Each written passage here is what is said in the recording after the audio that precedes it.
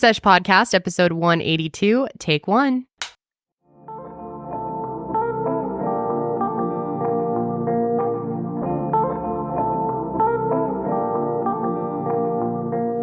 Hello, Daddy-O's. Daddy-O's. That's all that came to my mind because of Father's Day. And Cheerios. Cheerios. Well, I guess we don't even have... Our male audience is small numbers, so I don't know why I even said that. But the reason I said Daddy-O's is because, Father's Day is coming up. And today I have the two fathers of my life. I guess you're kind of like my daddy, you know? Oh, yeah. Oh, yeah. Today, Janelle is out of town. She's on her week off. She's out in Florida. I just saw... Living it up. Yep, she was capturing a lizard this morning.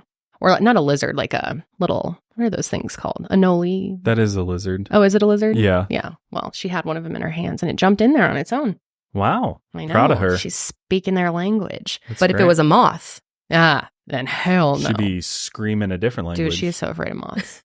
Welcome back to the Sesh. I am Kendall, joined by my amazing husband, I am Josh. Yes. You've probably never seen or heard of me before. Well, we also got Sydney and Karelly, our lovely producers. Hello, ladies. How are you today? Hey, girls. hey girl, hey. Doing great. How are my girlies? So today is going to be kind of a different episode. We're not doing any hot topics. There wasn't even much going on this week. No, even I looked. Yeah. And I couldn't come up with anything. It was just a bunch of boring crap. The Nobody universe said cares. we're gonna talk to the boys today, and we're gonna have a great time. Yes, because not only is Josh in the beginning of today's episode, but I also just filmed a segment with my dad, who has never been on any of the podcasts. But I've always wanted him to. So I asked him to come do this segment with me for Father's Day. We played a game and he crushed me. Just spoiler alert. Oh my God, I am really dumb. But he's really smart. Yeah, at least one of us is. But yeah, Josh and I are going to be answering questions from you guys today. You guys sent in a lot of questions.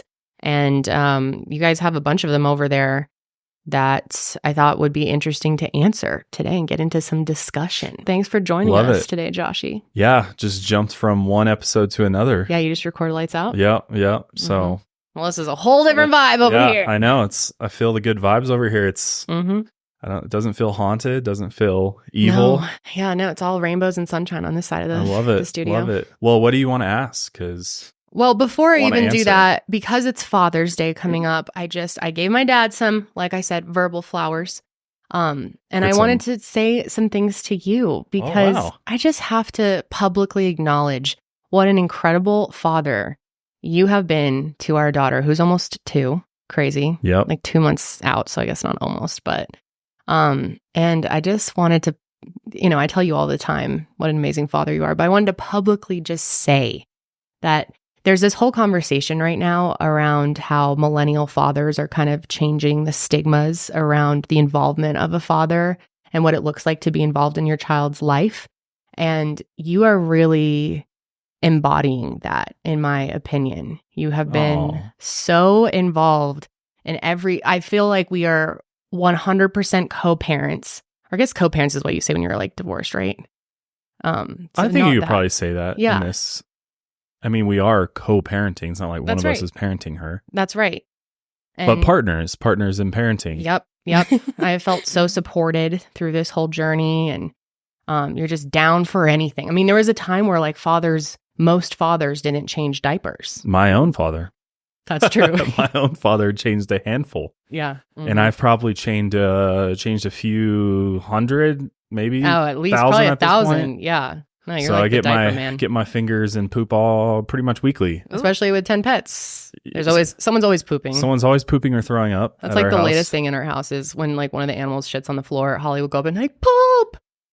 Yeah, it doesn't. Like, poop doesn't faze me at this point. Like, and I can smell. My sense of smell is heightened over the years. Like I can smell dog poop from like the opposite side of the house. I can smell pee. I can tell you what kind of animal's pee it is. Yeah, you can identify who did it most of the time. Yeah. It's crazy. I've cleaned up after each and every one of our pets so many times. I just know. I can tell by how it looks, how it smells, the color, what they ate, what happened. So I can tell you why they did it. There was a territorial issue here, or there was a door shut. But so anyway. I'm glad I'm good for that, right? I'm good. Yeah. I'm good for cleaning up poop and bodily fluids. Well, you're just good all around. You've just been so wonderful with Holly. She loves you so much. I love you so much. Thank you. And happy Father's Day. It's been the biggest joy of my entire life. I feel like I have a purpose finally. Yeah. Like a true purpose in life. And like, what is my goal for myself? And that's to be the best parent and the best father I possibly can be. And just, I mean, I saw what a bond and a relationship you have with your dad. And I was like, if I can be just a, fraction of what your dad was to you. And I mean, hopefully measure up to that. Like that's definitely are good enough for me, because it's just the best relationship to have with your child. And I feel like the father-daughter relationship is truly a special one that I really cherish. And it really is. It's just so fun. Daddy, daddy, daddy. It's just when you hear that, nothing excites me more. Nothing gets me in a better mood, honestly, than seeing her little face light up in the morning when I get her up and I know. stuff. So she's so funny in the morning. God. Okay, well, let's get into our questions because we do have a lot to go over. So you guys want to hit us with the first one? What do we got here? How have your views on partaking in the green changed since you became parents? Do you still partake? And do you think that there's an unfair stigma around people or parents who use it medically? This person says they live with chronic pain and they know all too well how judgmental people can be. Oh, yeah, they certainly can. Well, we still partake in the green, just way less than we used to. Frequency has gone down a bit, I'd say. And the amount, probably in every way, it's decreased. Yeah. Oh, for sure. Especially me. Yeah. I mean, you're a train. I've always like a steam engine back then. Yeah. I'm a fucking just puffs of clouds coming. Not like that anymore though. Like I can do like a little puff ski or like a little vape situation, but like it's got to be limited because I will get weird. Well, your tolerance has returned to a normal human's tolerance to. Yeah. I mean, I was chronically ill though. So I was using it medically for a long time, but I was using it heavily, like a lot. And I think there was a point where it was just no longer serving me. And it's this sounds weird. Obviously, there was many other reasons why I wanted to get pregnant, but part of me at the time was like, I think I need something to force me to stop for a dial back to dependency. Well, just like completely cut it off. I went like cold turkey overnight, and that was hard. The first week of pregnancy was really tough. Oh, I'll never forget you. I was very concerned because. Well, that was when I had the miscarriage, but yeah. True. It was really true. That was very rough. Yeah. But just having to go back to a sober mind, that was tough. And be in total control of your thoughts and emotions and dealing with life, you know, without that sort of escape mechanism. Yeah. Can be tough. There were a lot of things I wasn't facing head on, and I was just self-medicating. Well, it suppresses it. It suppresses it. And for me, it often removed it completely. Yeah. And then you're just kind of in this fuzzy world where everything just feels good. And but I mean, I think it was needed for both of us because I think it was hindering our ambition and drive, and just our energy levels were very low, and we needed to get our head straight for our kid because nothing is as shocking as having a child and realizing how much energy it takes to raise a child, especially and got to be on it quick. Yeah, and you got to be laser focused and paying attention. And so to answer your question, yes, we still partake very minimally compared to what we used to do, but some evenings when we're trying to relax. Yeah, nothing's better than a nice joint at the end of the day. Yeah, I mean it's a nice time. That's my favorite way to consume. Versus, I mean, we used to consume it in every other way known to man. Yeah, but I like my relationship with it now. Me too. I feel like when I want it, I can have it, but I never feel like I need it. You know, or need to be high all day. Yeah. I like being sober during the day and then having it as kind of a reward at the end of the day. Like when you really can zone out, when we're watching TV, playing our games before at bed. Night. Yeah. It's just a nice wind down. Or in a social setting too. Yeah. Forever, with friends, it's always fun. But I do think there's a stigma around it. Of course. I mean, there probably will be for a long time. It's gotten a lot better. But especially as a parent, I think other parents would view that in a judgmental way. I mean, I definitely to each their own. I certainly wouldn't recommend token up while you're in parenting mode, because I just can't imagine how hard that would be. Easy to make a misstep, but like, you know, I'm not here to judge other parents. The thing for about most situations, obviously. Well, it's different for everybody, right? Like it affects everybody differently depending on who you are. Some people can function completely fine. You can't make broad generalizations about it. That's so true. Because we're all individual, and just like every type of substance affects all of us differently because our biochemistry is different. The way that we process these substances is different. So I'm not a fan of making broad generalizations around, especially cannabis, because it does affect everybody differently. I would say the main thing is you always want to make sure that you're safe, alert, and you feel like, you know, if something were to happen, God forbid, to your child or something, and you would still be capable of rendering aid or driving to the hospital if you need. That was like the main thing that went through my mind, is I got to make sure that I could do all these things. For me, it's like I wouldn't want to ever have a delayed reaction to something. I mean, you have to be like so sharp, in my opinion. But see, I think there's an unfair stigma too, because we as a society don't see anything wrong with having a few drinks with dinner or whatever while your kids are around, or drinking in front of your kids. When alcohol kills, I mean, no one has ever OD'd. You could argue it's far more detrimental to your health. Yeah. And I would just more dangerous. I think it's just facts. Well, I think the stigma is changing because as more states legalize, and it's becoming much more normalized, especially here in Colorado. I mean, it's been legalized here for a long time, so I don't really feel that here happens all that often here. But in other states, for sure. I mean, I could definitely, where it's illegal still, absolutely, people will be like, "Oh, you're doing drugs around your kids." Yeah, I mean, they don't. Yeah, and I think that's an interesting thing that we haven't really talked about, whether we would ever, when she's older, like consume marijuana around her. I mean, I've always had the thought of, why wouldn't I? Because it shouldn't. There's nothing to be ashamed about if you're doing it in a safe setting, and you know, not like right into their faces or anything.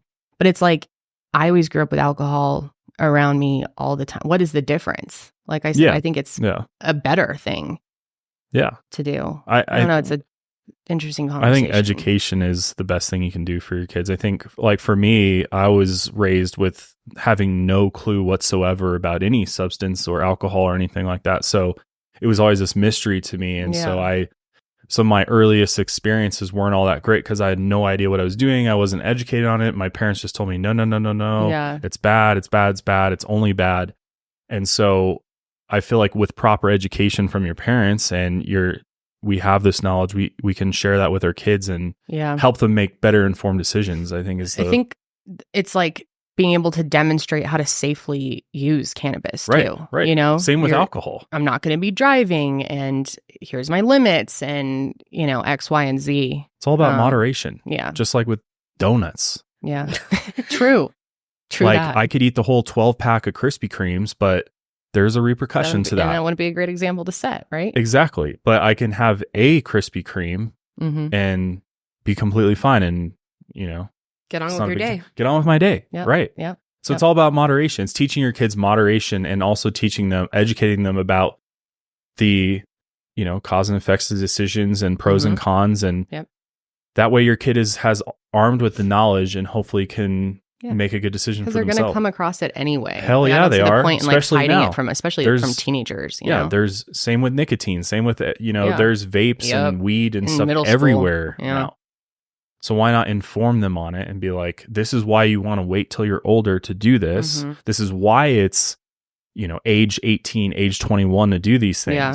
So that's what I would say. But what do I know? Yeah, I mean, I think it's an interesting discussion. I'd love to hear your guys' thoughts on that, especially other parents out there who partake, or maybe you don't, and why not? You know, let us know what you think. Okay, what else we got? What is your biggest tip for keeping your relationship spicy after Holly? Has it been difficult at any time? I'm due and just wondering how I can keep our spark while recovering through postpartum. Do you want my answer or do you want her answer? Oh, we just noticed our light is in the frame. So sorry, guys. You probably noticed that in the beginning. So spark, how do we keep it spicy? I feel like this is such a hard question to answer. And we've gotten this one before, asking like how to keep it. There were a lot of questions too of like, how do you keep it spicy after being together for so long? Like we're high school sweethearts. We're going on 14 years together. And here, you want to hear my answer? Go for it, babe. Here's my answer. No, this is a very like adult answer, I feel like. But I would say that the way that we've kept it spicy and hot is honestly from knowing each other for so long and continuing to get to know each other. Mm-hmm. Like I didn't really know you at the beginning, so the early experiences not that memorable. You know what I mean? Like exciting in a different way. But I think as time has gone on and we know each other so well, and I think the comfortability obviously goes up over time. Yeah. That instead of just like settling in that comfortability, but try to like push the bounds a bit and try to like try new things, try different, angles and positions. No, it's true though. Like, it's but true. Just and I mean, I feel like every sex expert would be like communication. Yes. Talk It's so to your true. partner. It's so true. But you really, that is the answer. You do the lowdown after a football game. Like, all right. What was this? Yeah. What was it? A brief. Yeah, a briefing. Yeah. Yeah, it's interesting because, I mean, I think it's tough to answer because, especially if we're looking at it from postpartum, we had kind of, I feel like, an outlying experience because, things were obviously really spicy when we first got together and when we first moved in together. But then there was a period of time where things kind of died down for a little bit and we kind of like hit that roommate mode, where it kind of felt like a chore and it was way less frequent. And there was something about having Holly, and I was so scared when I was postpartum. I was like afraid that you were not going to be as attracted like the to me after. popular opinion or what culture kind of tells you or that prepares you for. Your sex life's going to be done after you have a kid. Your vagina's never the same after a kid. Yeah, people say that all the time. Which I'll say not true in all cases. I mean, I don't know for other people. I think this is such an individual thing. But for us, having our daughter like re-sparked something. Yeah, for me. Me too. I was there every step of the way. I literally watched her come out of you, and that did not deter me at all whatsoever. No, it didn't. I think it honestly like lit a fire inside of me. I was like, there was like something primal about it. Like now we've like made a child, and I don't know. It's like a bonding thing. I think it's a connection. Our connection went far deeper because of the fact that we made a child, a baby together. Mm-hmm. And for me, I don't know, maybe I'm just weird, and that's like a turn on to me is like you making. I don't think that's well. weird. Here's really here's beautiful. an honest take is like when I first met Kendall, I was like MILF energy. I was like, she's gonna be. I was a nanny. Yeah, and just like you just kind of have this like MILF womanly look and energy to you, and I was always attracted to that. Take that. Like kind of mature and like Aww. mature in all the right places, and you know what I mean? Just and for me, that was like, yes, please. That is what I like. That is what I want. And so I think for a little while that kind of tapered off, but then after you had Holly, I was like, now you're really a MILF. Maybe that's what it was for you. Yeah, I don't know. I was really worried about that. I was really worried about our relationship changing a ton after having a baby. But things like, remember when you cried because you were like, I'm not going to pay attention to you anymore, and you only care about Holly? I did. You had a moment where you were jealous. I was like jealous. I was very hormonal and postpartum. Like it's not even a rational thought. There was a moment where you said something like I love her more. You said something like along those lines. I was like, where like Holly, she's my number one priority. And like now I get that and I want it that way. But when I first heard that, I was like, I am not, especially because I've always been like the baby in our relationship. You've always taken care of me. And I was like, I got to start taking care of myself. I was your daddy. Yeah, you've always been my dad. I've always been your daddy. And now I'm a daddy to another girl. So yeah, it was a little like that first week. I was fucking all over the place mentally. And there was a point where I was like afraid you were not going to be attracted to me anymore. And I thought you were going to leave me.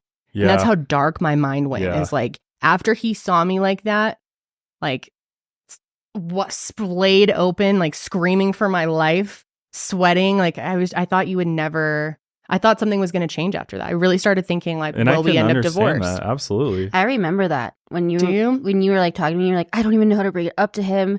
And it was like consuming your mind. It was. Which I mean, dark. Yeah. Which I totally get. Yeah. If I was a woman, I would think the exact same thing, because when you give birth, you are in the most vulnerable position. With fucking floodlights on you, too. Yeah. It looks horrible. Like, I'm just like, I'm so thankful I'm not horrible. a woman, because I would be I'd be so scared, and I would be just the angriest woman. I would have been brutal to these angelic nurses that we had. I know, I felt so bad. I kept apologizing to them because I was cussing. Oh, I would have been a million. I think my respect went through the roof too. I was like, wow, you like. Oh, thank you. I've been such a shitty husband too. Like, no, you what? That, literally never. But just in my mind, I was like, God, just what you went through. Like, I still, whenever I have my frustrating moments with you, I'm always like, Josh, she went through hell to bring you this cute little thing. Don't you fucking forget. I'm forever grateful. And so I live to please you now. So. Well, you do. What was the question even? How do we keep it spicy? Yeah. Honestly, I feel like You answered it. did we? I don't know if there's like, we don't have like any crazy tips or anything. We just like experiment. To some degree. I feel like we're not that wild. But here's one of my tips. As a parent, things change. There's no more spontaneity. Sometimes very rare. Yeah, for us, true. we schedule this shit out. Yeah. We have like nights of the week and a routine. And that like True. really helps. Yep. But yeah, I'd say our intimate life is like better than ever. But that's not everyone's going to be everyone's experience, and it's hard. And I think it can always be worked on and fixed if you're in that trouble. So to this person who is about to have a baby, be easy with yourself, especially in those beginning months, because it's not going to there's going to be some type of shift. And when you're in it, it feels like you are going to be there forever. And, you will adjust and adapt. It's going to take work. Yeah, but if you patience. both can put in that work and communicate, really talk through things, even things that seem irrational in your mind, it's so important to voice that out and, just communicate to your partner and schedule the sex. That's my best tip. Schedule. You have to with a kid. You just have to. True. Or else it doesn't happen. All right. Next question. God, we are going to go on and on. We cannot shut up. Good thing we podcast for a living. All right. The next one is, how will you overcome your laundry differences? We talked about this last week on the show. I explained, Josh. Tony, you really want to get me started on this? Yeah. People were very curious. And most of the comments, I will say, do the laundry exactly how I do. Which most is people are on my side. Completely wrong, people. Look, next time you go to wash your clothes, look at your washer. Look at all the modes it has, okay? Read the modes. I guarantee you have probably a whites, a colors. You have usually a heavy duty or a bedding. You have delicates. And just Google what those mean. And guess what? It's going to tell you that those are for different types of laundry items, because all the different types of fabrics and... But Josh, we don't have the fucking time. When would we have time? How many loads would we be doing? You can cut it down to like three small loads. 1. I'm not doing 3 loads of laundry per person. Not only is that wasting water, but we just don't have the time. No, it's not wasting water. And then you never put your clothes away because you don't have enough time because you're running so many damn loads. Yeah, but then I just wear them anyway before they even go back into the drawer, so it doesn't matter. I'm with you, Josh. Yeah. It's like, why put it away if I'm just going to wear that tomorrow and then the next day, and then it'll just be back in the dirty laundry again. Everything in, everything out. No, because guess what? All your clothes get fucked up. No, they don't. That's so dramatic. Every once in a while, I'll have like one of those weird laundry stains. And someone just told me to use some dish soap on it and it'll be fine. And I'm going to try that tonight, by the way. Thank you for the tip. But someone else brought up the idea. What do you think of this? If you're so into the laundry and you want it to be done a certain way, why don't you run all the clothes and then I will put them all away, since I love putting stuff away. Done. Do you think that's a good idea? Yeah, hell yeah, I'll do that. That's a great I compromise. hate putting it away. I love washing it, but I hate putting them away. Putting it away is my favorite part. Oh, perfect. Because everything has a spot. Done. Oh, I'm so down for that. Done. Easy. All right. Okay. Well, that's settled. That's how we'll deal with our laundry differences. Next question. You have to say it like that. I cannot say it like You that. have to say I it. Really can't. do it. No, I can't. It's It's Sydney's turn. you literally just said this earlier today. Dream guest on your podcast? What? Dream guest on my podcast? Dream guest on your podcast? You've seen it. JoJo Siwa? Yeah. Dream guest on my podcast? Who's a dream guest on your podcast? The dream guest on your podcast. Which one? I have like 3. Oh, on which podcast? Yeah. Just a dream podcast guest. Don't read too much into it. Oh, so many people. Dead or alive? Dead or alive? Or dead or alive? Alive. Oh, let's do alive. Let's make dang, it realistic. mine was dead. Okay, dead or alive? You can share both. Okay, I'll go first. All right, go ahead. I would love to interview Seth Rogen. He's still alive. I know, but I have a dead one too. And it's my grandma. I was just telling my dad when he was here how much I wish I would have brought my Nana on for an interview on my podcast. Wouldn't that have been so cool? It's my biggest regret. That would be my ultimate dream over any celebrity, any famous person, is a recorded conversation with my grandmother. Yeah, that's a good one. Who do you got? I'm not going to go personal like that because there really isn't anybody. Ooh, what about we would love to interview... why am I forgetting his name? What does he do? He's funny. He's funny? Yes, we watch clips of him all the time. He has a podcast. Oh my God. Why Theo? can't I... Theo Von. Oh, Theo Von. Oh, yeah. Wouldn't that be such a funny... Theo Von would be oh my dope. God. Oh. His mind, where he goes. Sometimes I think some of his stories are made up because they're so ridiculous, but I don't care. They're so funny. I love him. I just started listening to him yesterday. Dude, he's so great. And I didn't know his dad was 70-something years old. Yeah. Crazy. I think he's the youngest kid in the family. His dad was way older when he had him. All right, who do you got? Those are my 3. I'm trying to think of somebody that wouldn't be boring. That would be... Because of course I'd want to talk to Nikola Tesla or That'd be sweet. Alan Watts or, somebody I could go deep with. You just said that would be boring. This would be groundbreaking. No, they would be very interesting conversations, but I'm trying to think of something more fun or funny. There's so many people. Somebody living, this might be a hot take, but Elon Musk, I think it would be kind of interesting. Ooh. Just because... So you could really kind of poke him on a lot of shit. Yeah, too. there's a lot of things that I have questions about with him. Yeah. What's your motive here, bro? Yeah. What are you trying to That'd get be a to at good the end of the interview. day? I think that's a great answer. Yeah. I'd have a lot Especially if we got to ask him. smoke together. That'd be kind of interesting. Open him up a little bit. Yeah. I can't fucking stand him now. I'm trying to think of a woman. Jennifer Gardner, man. Oh, you love Jennifer Garner. Just let's just Is she your hall pass? talk mommy, daddy.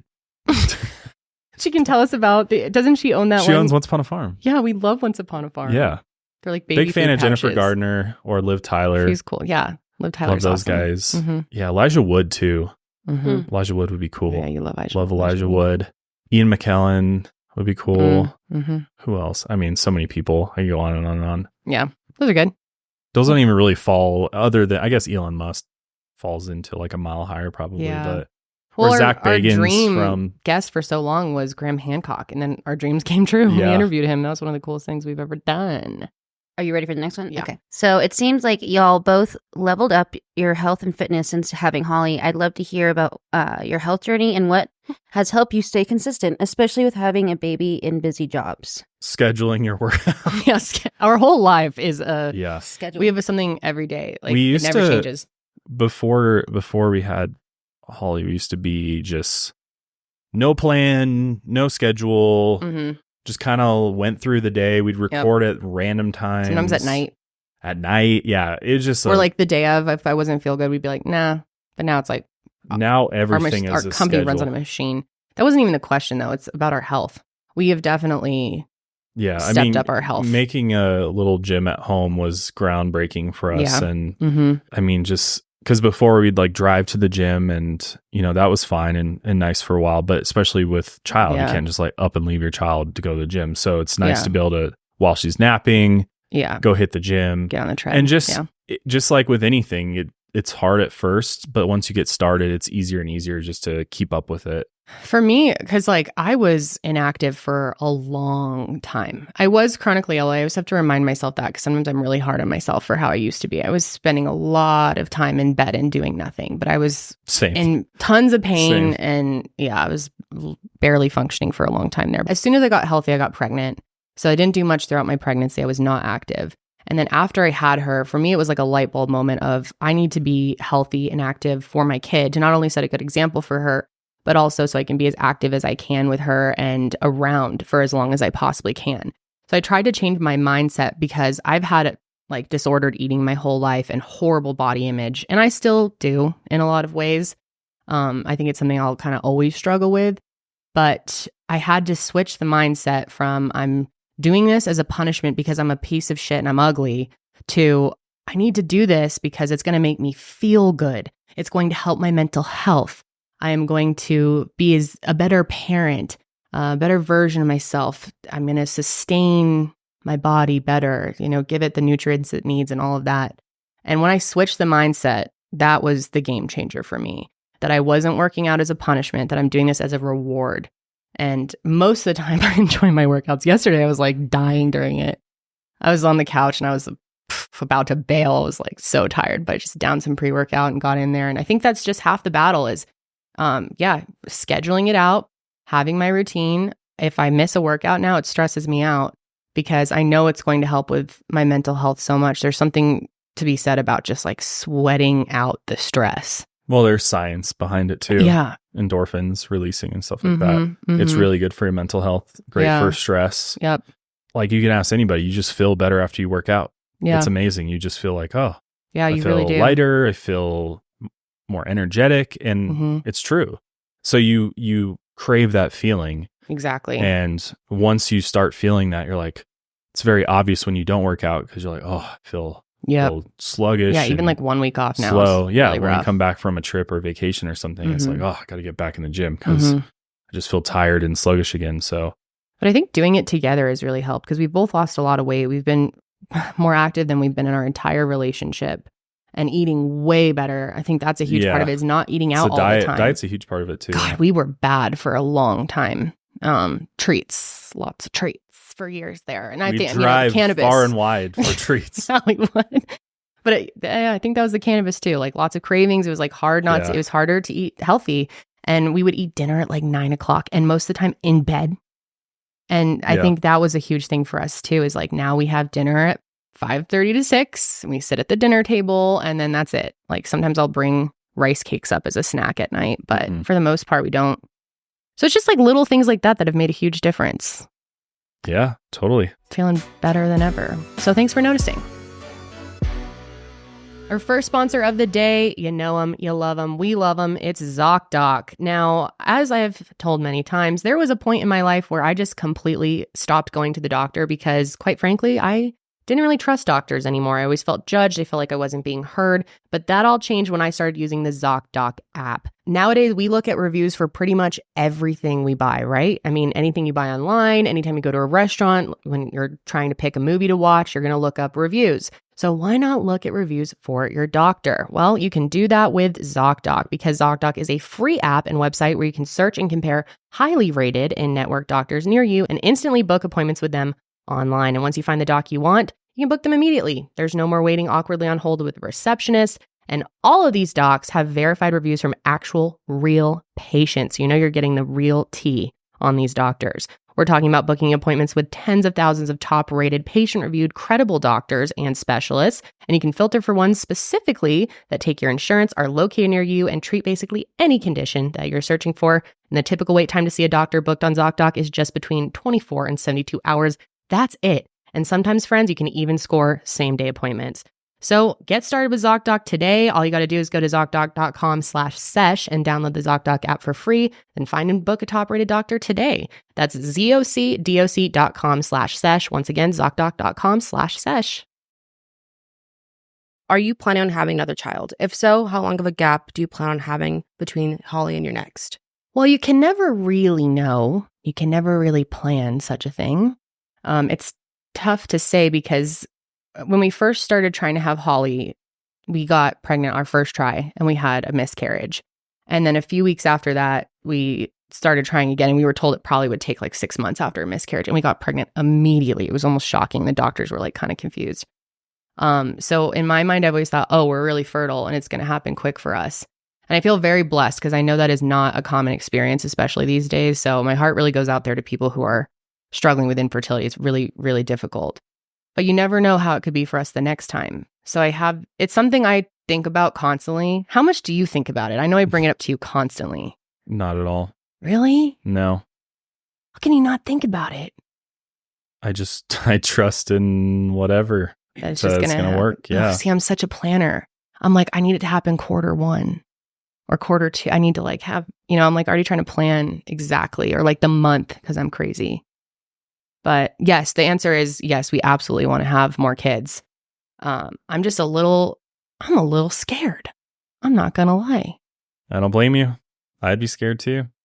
But it's not just obviously I'm scared of pregnancy, because I'm scared of losing the lifestyle that I've started maintaining now. And like, I'm worried about, not being able to work out as much, or like feel sick all the time, or not be able to hold up like my work schedule and stuff. But then it's also like, I'm terrified of birth, and I'm like still working through trauma from birth. It was really, really horrible. Beautiful. Fucking awful. Yeah. See, I didn't experience any of that. It was just like pure bliss for me. So the whole 48 hours was pure bliss for you? I mean, I was maybe a little nervous sometimes, but yeah, it was amazing. I'm like, I'm looking forward to doing it again.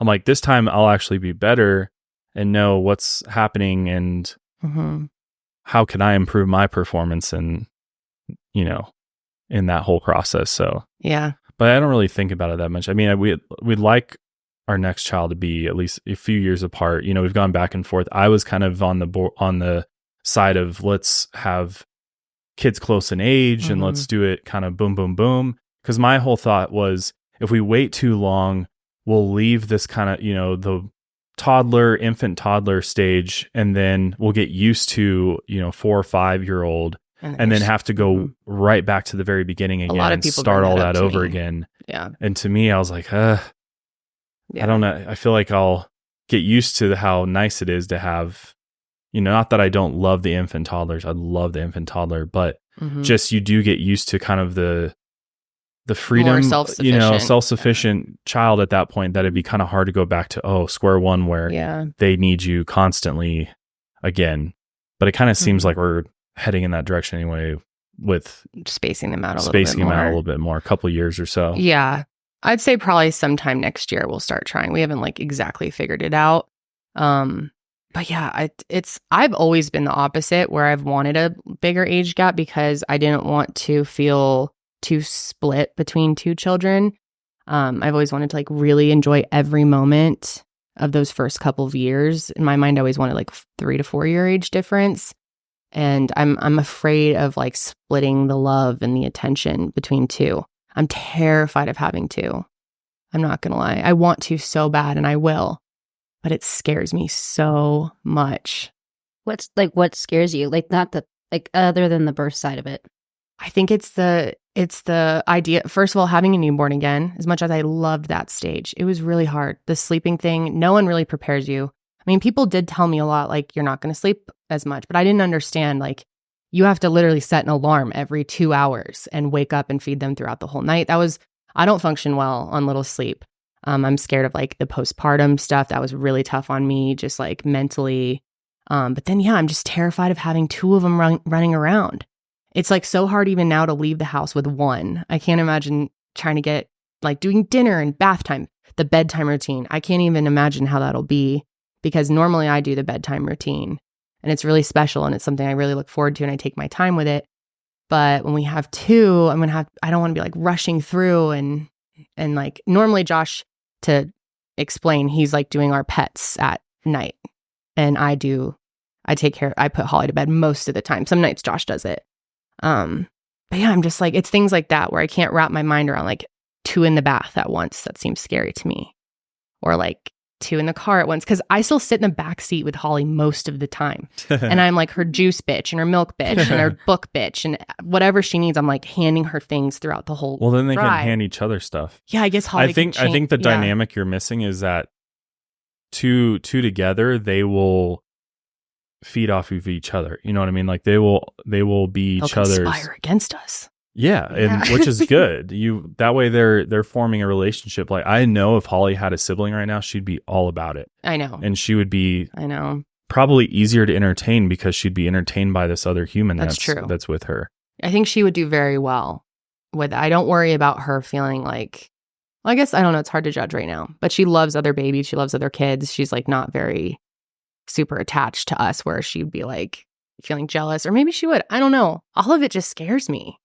Do you fear like not being able to love your second kid as much as you love Holly? Absolutely. I've heard so many parents talk about that too, and how your heart just grows for another one. But like, I can't even imagine. I don't know. I don't worry about that. I'm like, Really? It's just a thing that's formed with time. Like, it's not instantaneous. God, look at you. Well, Just you're like saying- pro dad, no fear. Josh, are you saying that you didn't love Holly when you first saw her? Well, what I'm saying, no, I'm not saying I didn't love her. I just, especially when you have your first child, it's kind of this shock that you go through. And for a little while, I was like, is this really my kid? Yeah. And so it took me a little bit of time to feel bonded with her, especially since Kendall had just carried her and birthed her and feeding her. You know what I mean? Like, I'm kind of useless for a little while at the beginning, other than like getting up and getting bottles and stuff and diapers. But in a different sense, like in a bonding sense, I wasn't that useful at the beginning. So it took a little while for me to feel like connection. And it's just, they take a little time to develop so that they start showing some of that back. And so that's really, I loved her. Obviously, I loved her the minute I saw her, but to really feel the love back and feel that bond growing took a little bit of time. And so I felt that too. I feel like first it kind of felt like we had a stranger in our home. Yeah. Did you feel like that at all? Totally. But I think with the second one, that will be accelerated for me. Okay. Because now I know what I'm getting into and I know the experience ahead of me, that I'll feel closer to myself. I'm honestly worried about I'll feel closer to the second one than my first one, which seems completely hard to believe. Why do you think that? I don't know. Just because I feel like more prepared. Because I feel more prepared, and I feel like I'll see the future more with the second one of like how versus first one. I had no idea. I have no idea what the future. I had no clue what a 6-month-old looks like or what a year-old, what they do. I had no clue whatsoever. So now I understand the stages and developments to a certain degree. So I feel like I'll quickly just be like, especially if it's a boy or a girl, either way, I don't have a preference, but either way, I will be like, jump right in. I guess another one of my fears is Holly's like a really easy kid. We got super lucky, and I don't even. I would say that's like the biggest fear I have too. Like I don't want to like come across that way, but like we have a really easy child. She sleeps at times. Like I mean, sometimes she's most total of the pain, time, but like very rarely. She doesn't really throw tantrums.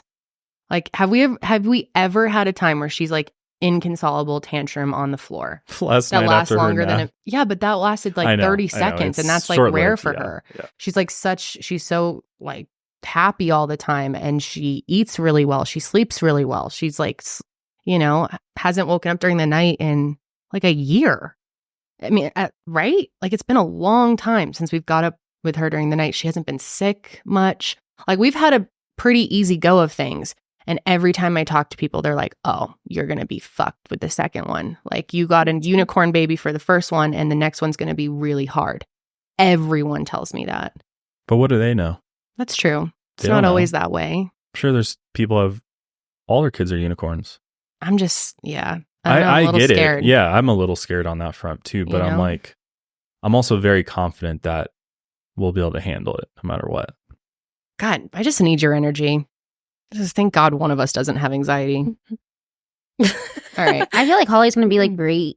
Like she will be. She's going to be like a major helper to that child. So I think to help. She's all about helping right now. She cleans stuff. If she sees me wiping stuff off of the floor, she'll be like, she'll go over the towel.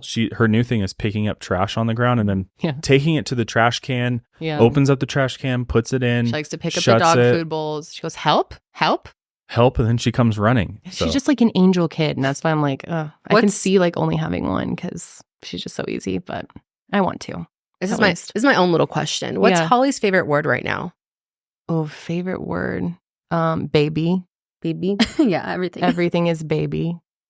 Flies. She loves pointing out the babies and the mamas in the books. Yeah. Even flies. Yeah. We were at dinner with Sydney, and there's a dead fly, and she's like, a baby?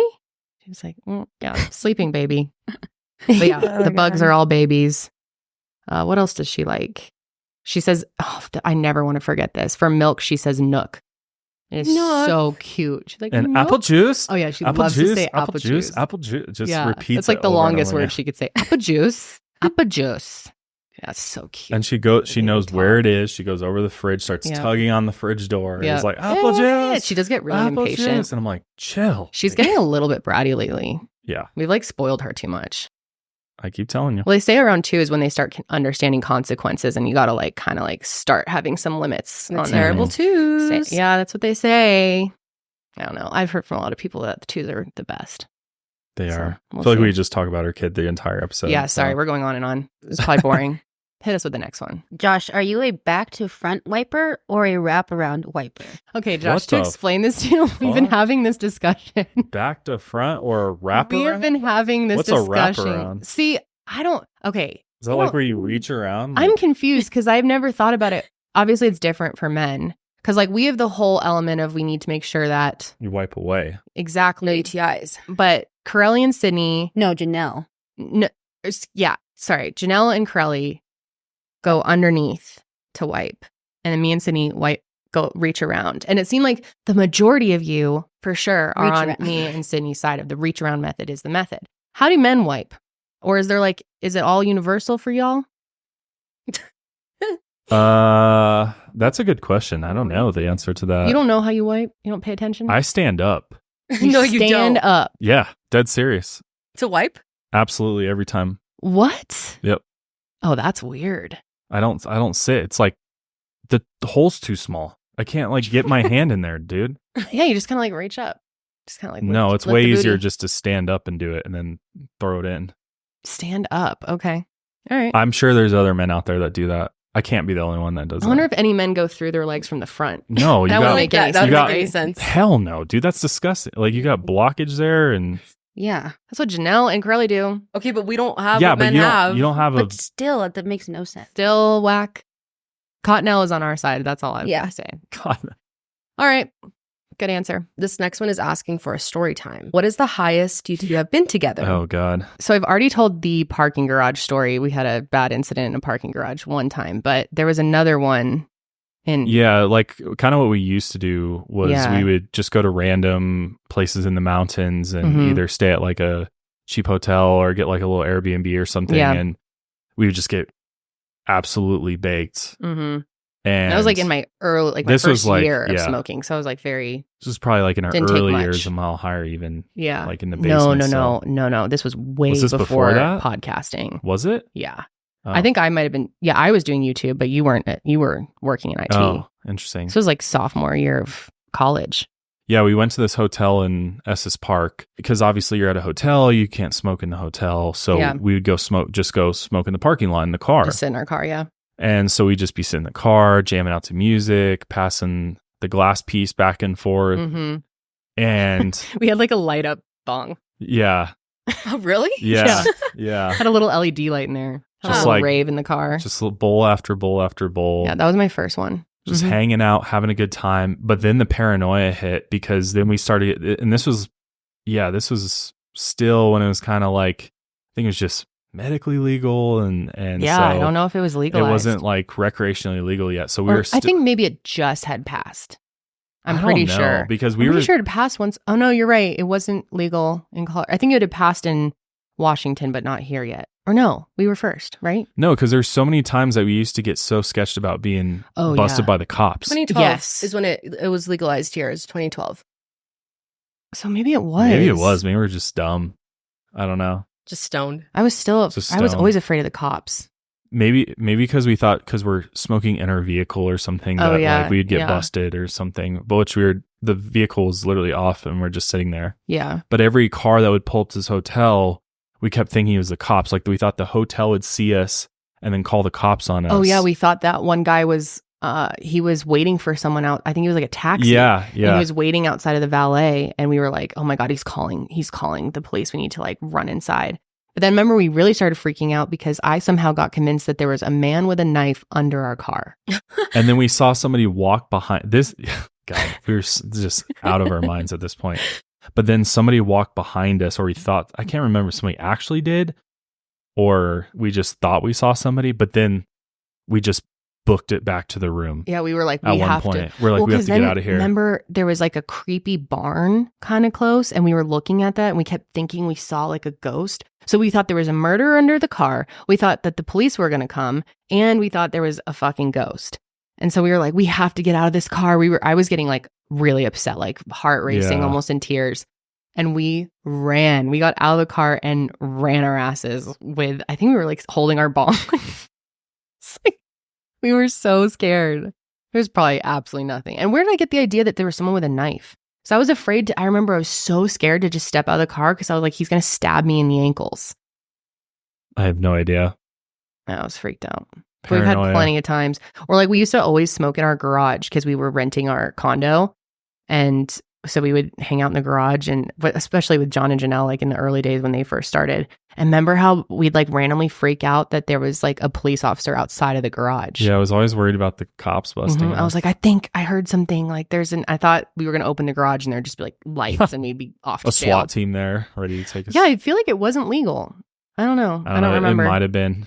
I don't know. It was a different time though. It was over 10 years ago. What do you think it'll be like when Holly is old enough to understand your jobs as content creators and podcasters? When will she be able to watch and listen to your shows and videos?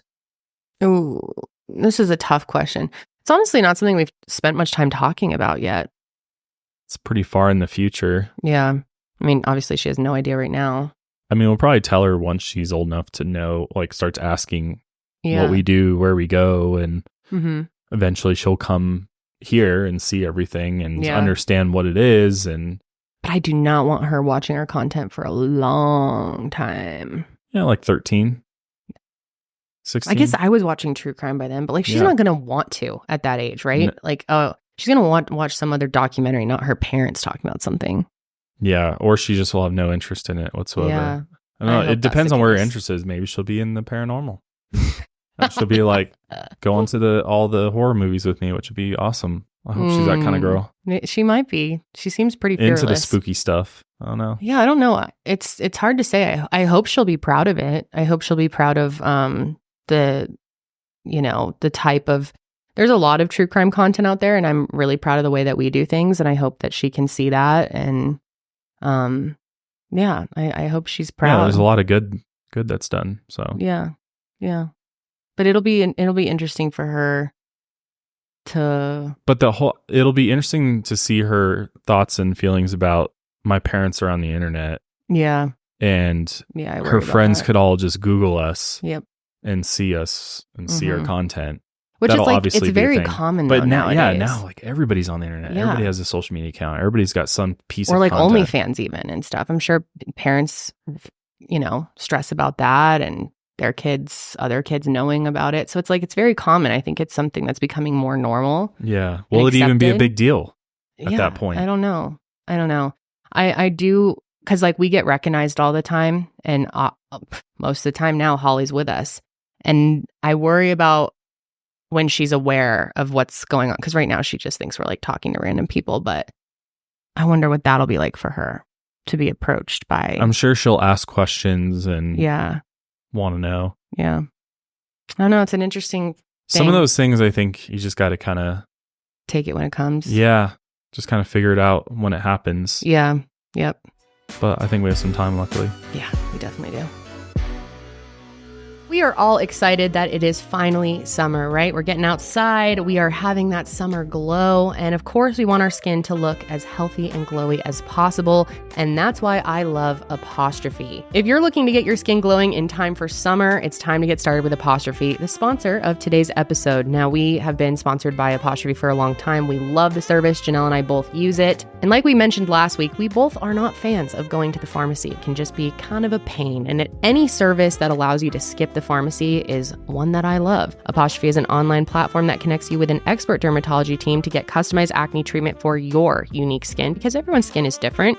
Through Apostrophe, you can get access to oral and topical medications that use clinically proven ingredients to help clear acne. Simply fill out an online consultation about your skin goals, your medical history, then snap a few selfies, and a dermatology provider will create a customized treatment plan just for you. Apostrophe offers access to prescription treatments for all types of acne, from hormonal acne to facial acne, even back, chest, and butt acne, because that exists too.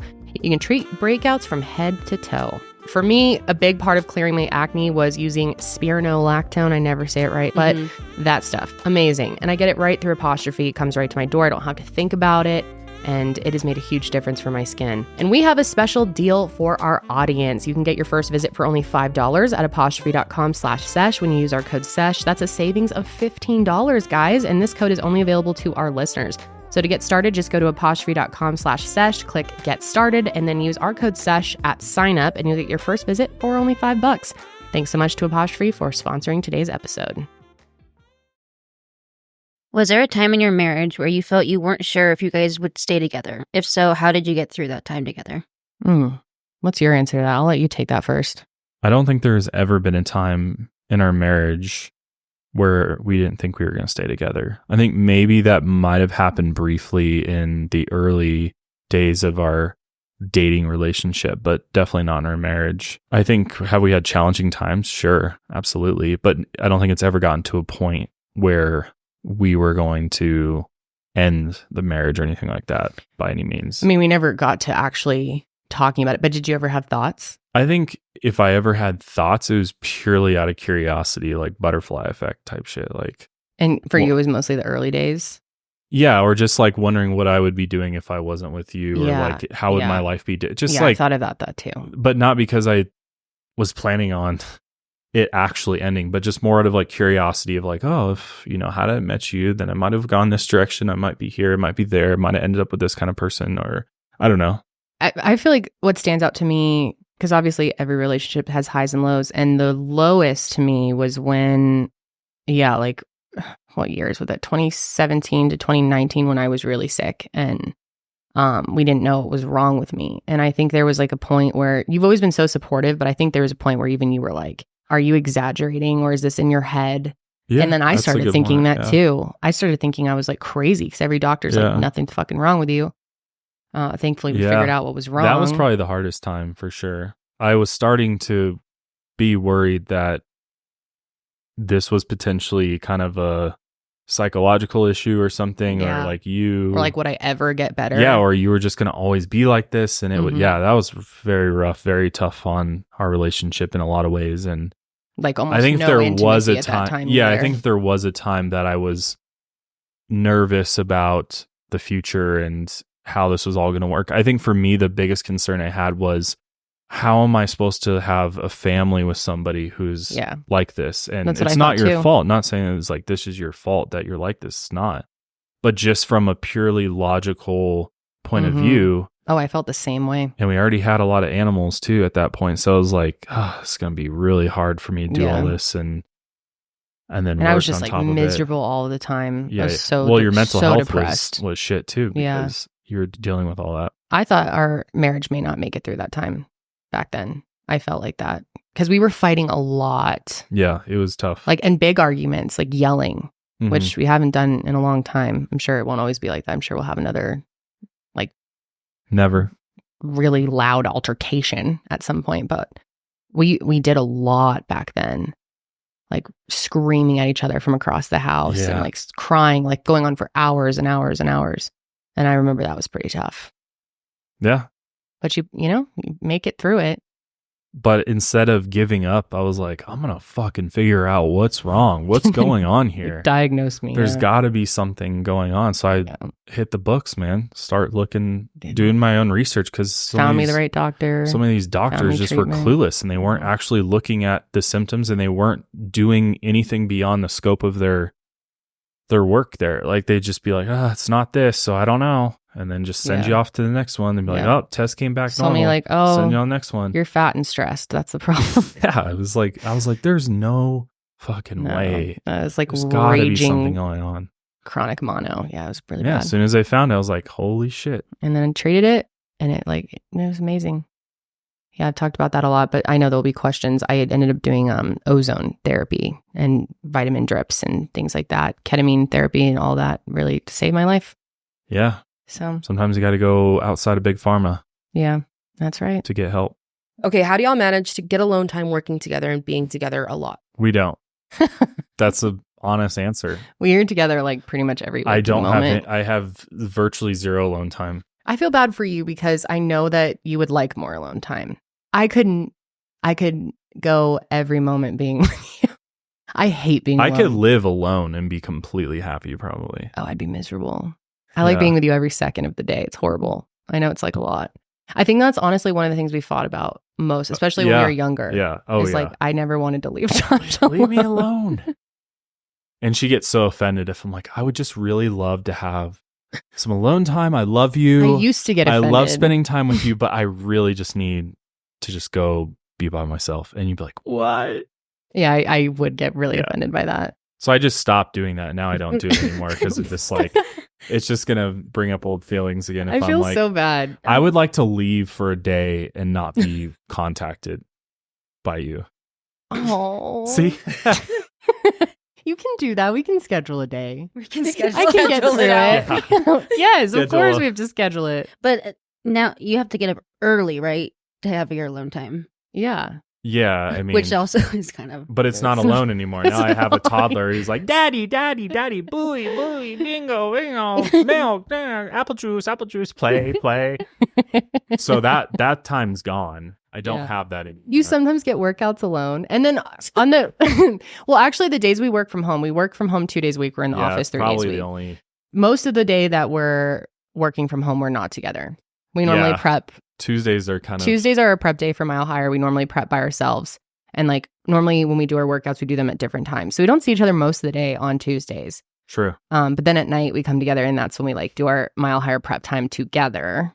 So like, we do work together. So we have to spend a lot of time. Fridays I'm filming and I'm by myself and I work out in the morning by myself. So I don't see you most of the day Friday other than like. But that's like just during the work day. Yeah. It doesn't really count to like personal time. I know. Yeah, we don't get a lot of alone personal time. Nah. Not really. I don't do anything without you. So. Well, you can. No, I can't. Just watch TV alone. Just all by myself. Would that like upset you? Like, for example, one night after Holly goes down and Josh is like, hey, I'm going to jump on the game and you can watch your show or something. Yeah. If I'm in the same room, she's cool with it. But if I go somewhere else, if I went to my games office. Every night. We actually both do. Now I'm a gamer too. She only allows it if we're together. Like if I wanted, you make it sound so dramatic. But I'd if be I like wanted sad. to go into my office. Yeah, to like game with your own screen. No. I'd be like, that's fine, but I will be sad. She will guilt trip the hell out of me. Okay, yeah, you know what? I will own that. I need to work on that. I don't like being alone. I've got issues like being by myself. I hate it.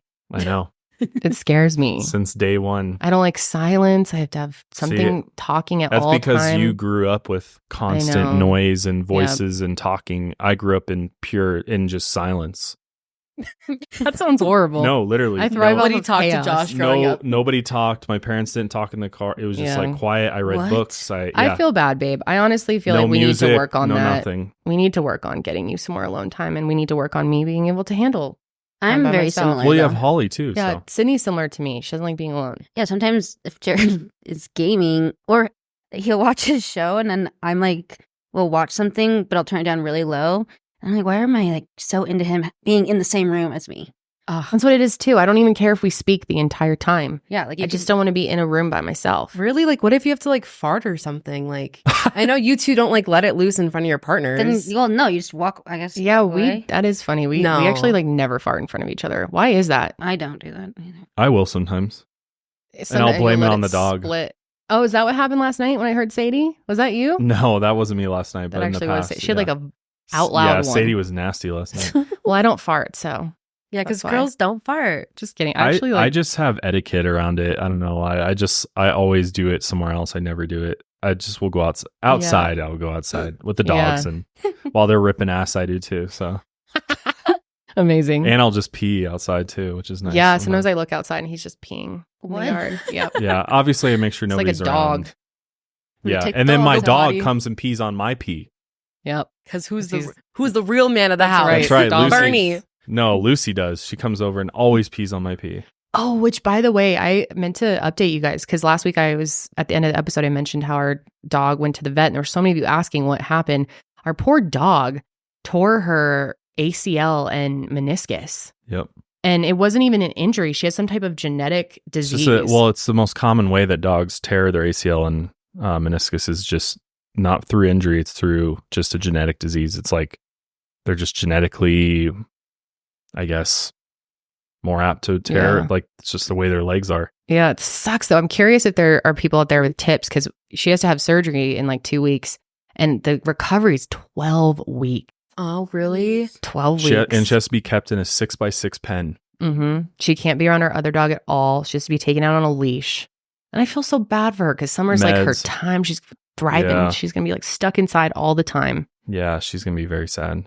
Oh, she's already sad. I feel like she's depressed over it. Oh, it's so sad. Yeah, it really sucks. Yeah, so I'm curious if anyone has tips for dog surgery. She'll be okay. Recovery. She'll be okay. Will you be okay? Oh.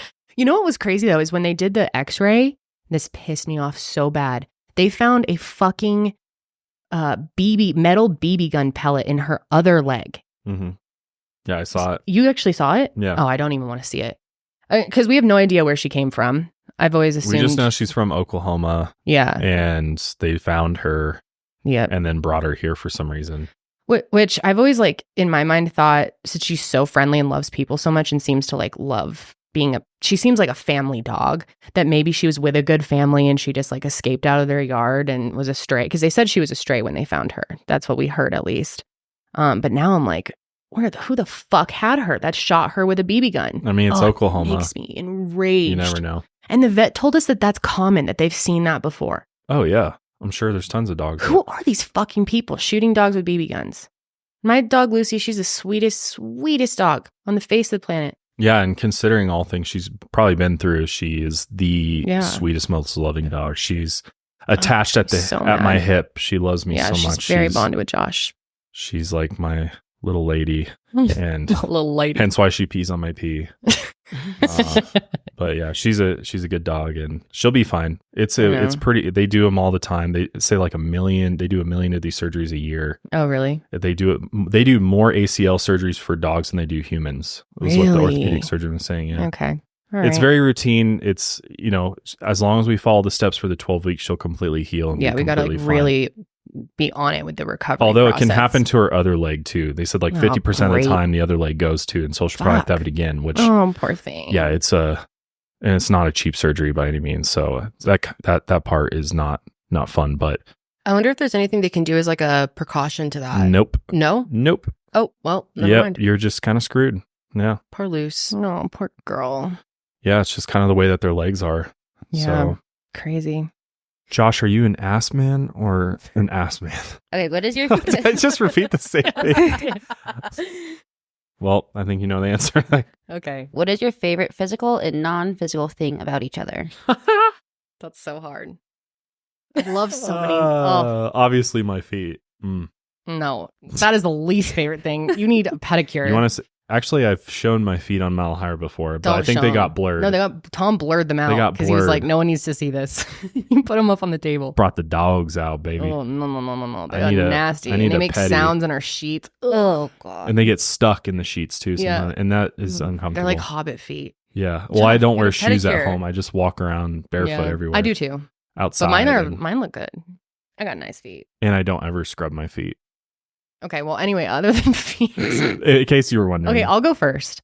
My favorite physical thing about you, well, I love your smile and your dimples, and that's kind of boring. I love your arms. It's like really attractive to me. I love your arms. And I love how tall you are. Yeah, height? Yeah. What if I was your height? Would you still love me? Of course I would. If I was a short king. But I do like looking up at you. You're 6'2"? I'm thankful for my height too. Yeah. Yeah, I'm like almost 6'3". Must be nice seeing the world like that. It is nice. Although sometimes I wish I was like 6'6" or 6'8" constantly. Yeah. Do you wish I was taller? No. No, you like it? A little shorter? Yeah. All right. Yeah. Cool. Okay, and my favorite non-physical thing about you, my gosh, your emotional intelligence. You are deep, you are sensitive, you are patient and understanding, and I mean, clearly we talk for a living, but we never shut up. We talk 24/7. We really do. Which sometimes I wish we didn't. He's like, I wish you would I'll shut be up. honest. Like sometimes I just, especially at night, like even the other night, you're like, get on my case because I wasn't talking to you. Because we were watching. I'm literally trying to talk to somebody in my game. And this is the first time I've ever done this. And then she was like, you keep doing that and the games are over, dude. And I was like, I was like, oh my God. The games are over? What? Yeah, you like shots fired at me. You're like, wait, I don't you're like talking when out loud? Oh, because I was literally I was typing. joking. Oh. I'm not even like on voice chat. No, Or here's anything. what happened. I'm like It literally was just typing a Friday message. night, and we smoked a little J, and then I wanted to watch Bo Burnham's Inside. I like to watch it quarterly, and Which I like to watched talk for through the it. 100th time. I know. And when we started it, you were so into it. We were having great conversations about like the meaning behind things and what he's going through, and we were looking up his Emmys for it, and then he breaks out the game, and we watched the rest of it in silence. And I kept looking over like, don't you have things to say about this? We literally talked about it. All my thoughts came out in the first part of it, and I was know. like, all right. I was just really enjoying our conversation. It's all the most same nights I'm shit. okay not talking. I mean, most of the time we're just like watching like 600 Pound Life or something, and we don't speak at all.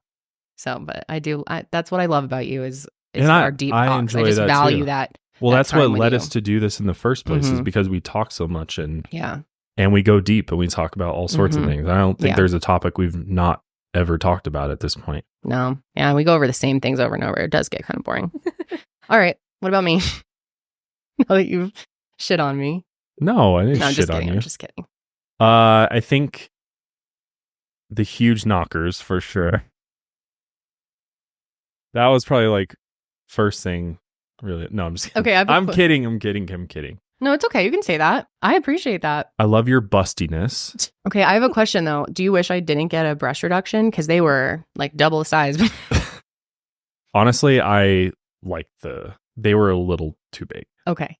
All right. And I fair felt enough. bad because you were clearly I was in in absolute pain all Yeah. the time. So Mhm. that Too wasn't big. fun. They were like J's. They were massive. They're huge. Jay's on her chest. Yeah. J's on my chest. Exactly. Yeah, I like the D's. So that's better for me. I mean, it's like the same shit. I love your smile. I love your eyes. I love your hair.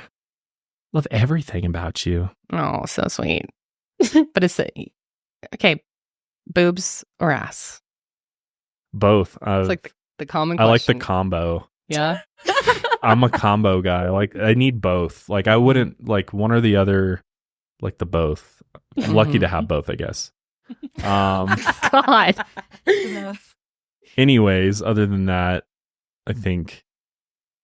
I mean, if we're talking about non-physical, I Mhm. think it's you are literally like the best human being I know. Oh my God. Like Josh. no, you're just like you are the most caring, empathetic, loving individual. Jeez, think- that is really nice. I know. Like you care so much to a fault sometimes. To where it annoys the fuck To out where of you. I'm like, God, could you just not give a shit about me sometimes? And be like, fuck you, dude, go away.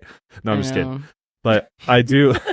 Sorry. I at least appreciate that about you, and I've over the years have learned to embrace it and just cherish it, because it's like I could have somebody who doesn't care about me and just is Mhm. like doesn't want to spend time with me, doesn't want to see me, Mm-hmm. and I could be sad, and that would not be as fun. So I think that obviously I love what a great mom you are, and Thank you. I'm attracted to that. I'm attracted to good moms, or a good mom. That's good.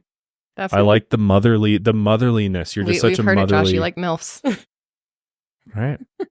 Well, I love my MILF. Oh, so. I love you so much. That was very sweet. Thank you, baby. All right, next one. Yep. All right. What song, when you're alone, makes you think of your partner and gets you teary-eyed? You can't pick a song from your wedding. Josh is gonna be like, "Well, I'm never alone." Yeah. He's like, I can never cry. My music is never about love when I'm away from you. Really? No. Dude, you know what got me the other day? That Birds of a Feather by Billie Eilish. It just came out. I was crying in the car the other day alone, thinking about you. I used to listen to music to feel love God. and like miss the person I love, but not anymore. Now my music is my escape. So I listen to the opposite. Okay, well, that's not the question. I listen to dark, death, destruction, and then a little bit of like trippy, like lose myself in my soul and leave my body type stuff, like escape realities. Okay, well, the My- question was Yeah. what makes you tear up when you think of... Wait, what song would you say?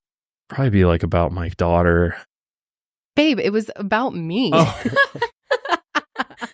Nothing. The answer is nothing for him. I have like a bunch of options. Like a country song. I'll just be honest. Like I don't have. Oh my gosh. Okay, for me, it's "Crazy Girl" by the Eli Young Band. Because Elon Musk. Crazy Girl, because I am a crazy girl, and Josh found that song and showed it to me. I'll never forget. I was leaving for California. It was like our senior year, or like right after senior year, and we were all upset to be away from each other for a week. And right before I got in the car, you like showed me this song. You're like, listen to this, and this is how I feel about you. And I listened to it nonstop the entire time I was there. And every time I hear that song, even the beginning first notes, I get a little teary-eyed about you, because it just really reminds me of our youth and like falling in love. I like that. I'd say if there is a song, Lady May by Tyler Childers. Oh, that makes you think of me? Yeah, because I think it's a beautiful song. Yeah, I feel like it's about his wife, and so I definitely relate to that. So yeah, it's a great one if you haven't heard it. But yeah, it is. But yeah, otherwise, it's just whatever can take me far away, or to some other alternative life that I live in my head and my dreams. Fair enough. Fair enough. Very nice. Fair enough. Well, it's like I feel that escapes are so important to individuals, because it's important to escape your reality in a healthy way, right? There's a lot of unhealthy ways to do it, but I find music is one of them that allows me to escape what I have going on and relax my brain and just feel. But you never like hear lyrics that like make you emotional about. Well, as you know, I don't know any lyrics to any songs. That's actually true. Josh, I don't listen literally to music doesn't even know like "Twinkle Twinkle Little Star." He doesn't know a single I Christmas song. No, I literally don't Really? know. No, He doesn't know the lyrics to anything. I did not Even know his that. favorite songs. I know the lyrics to all his favorite songs. He has no idea. I don't know any lyrics. I don't listen. I Like don't you really don't sing out loud. Like when you're Like, what's one song you could I'll sing like a few, maybe like the opening lines, maybe the chorus a little bit, but like I don't know any song front to back. even like a nursery rhyme? No, I can't even do. What was I trying to sing?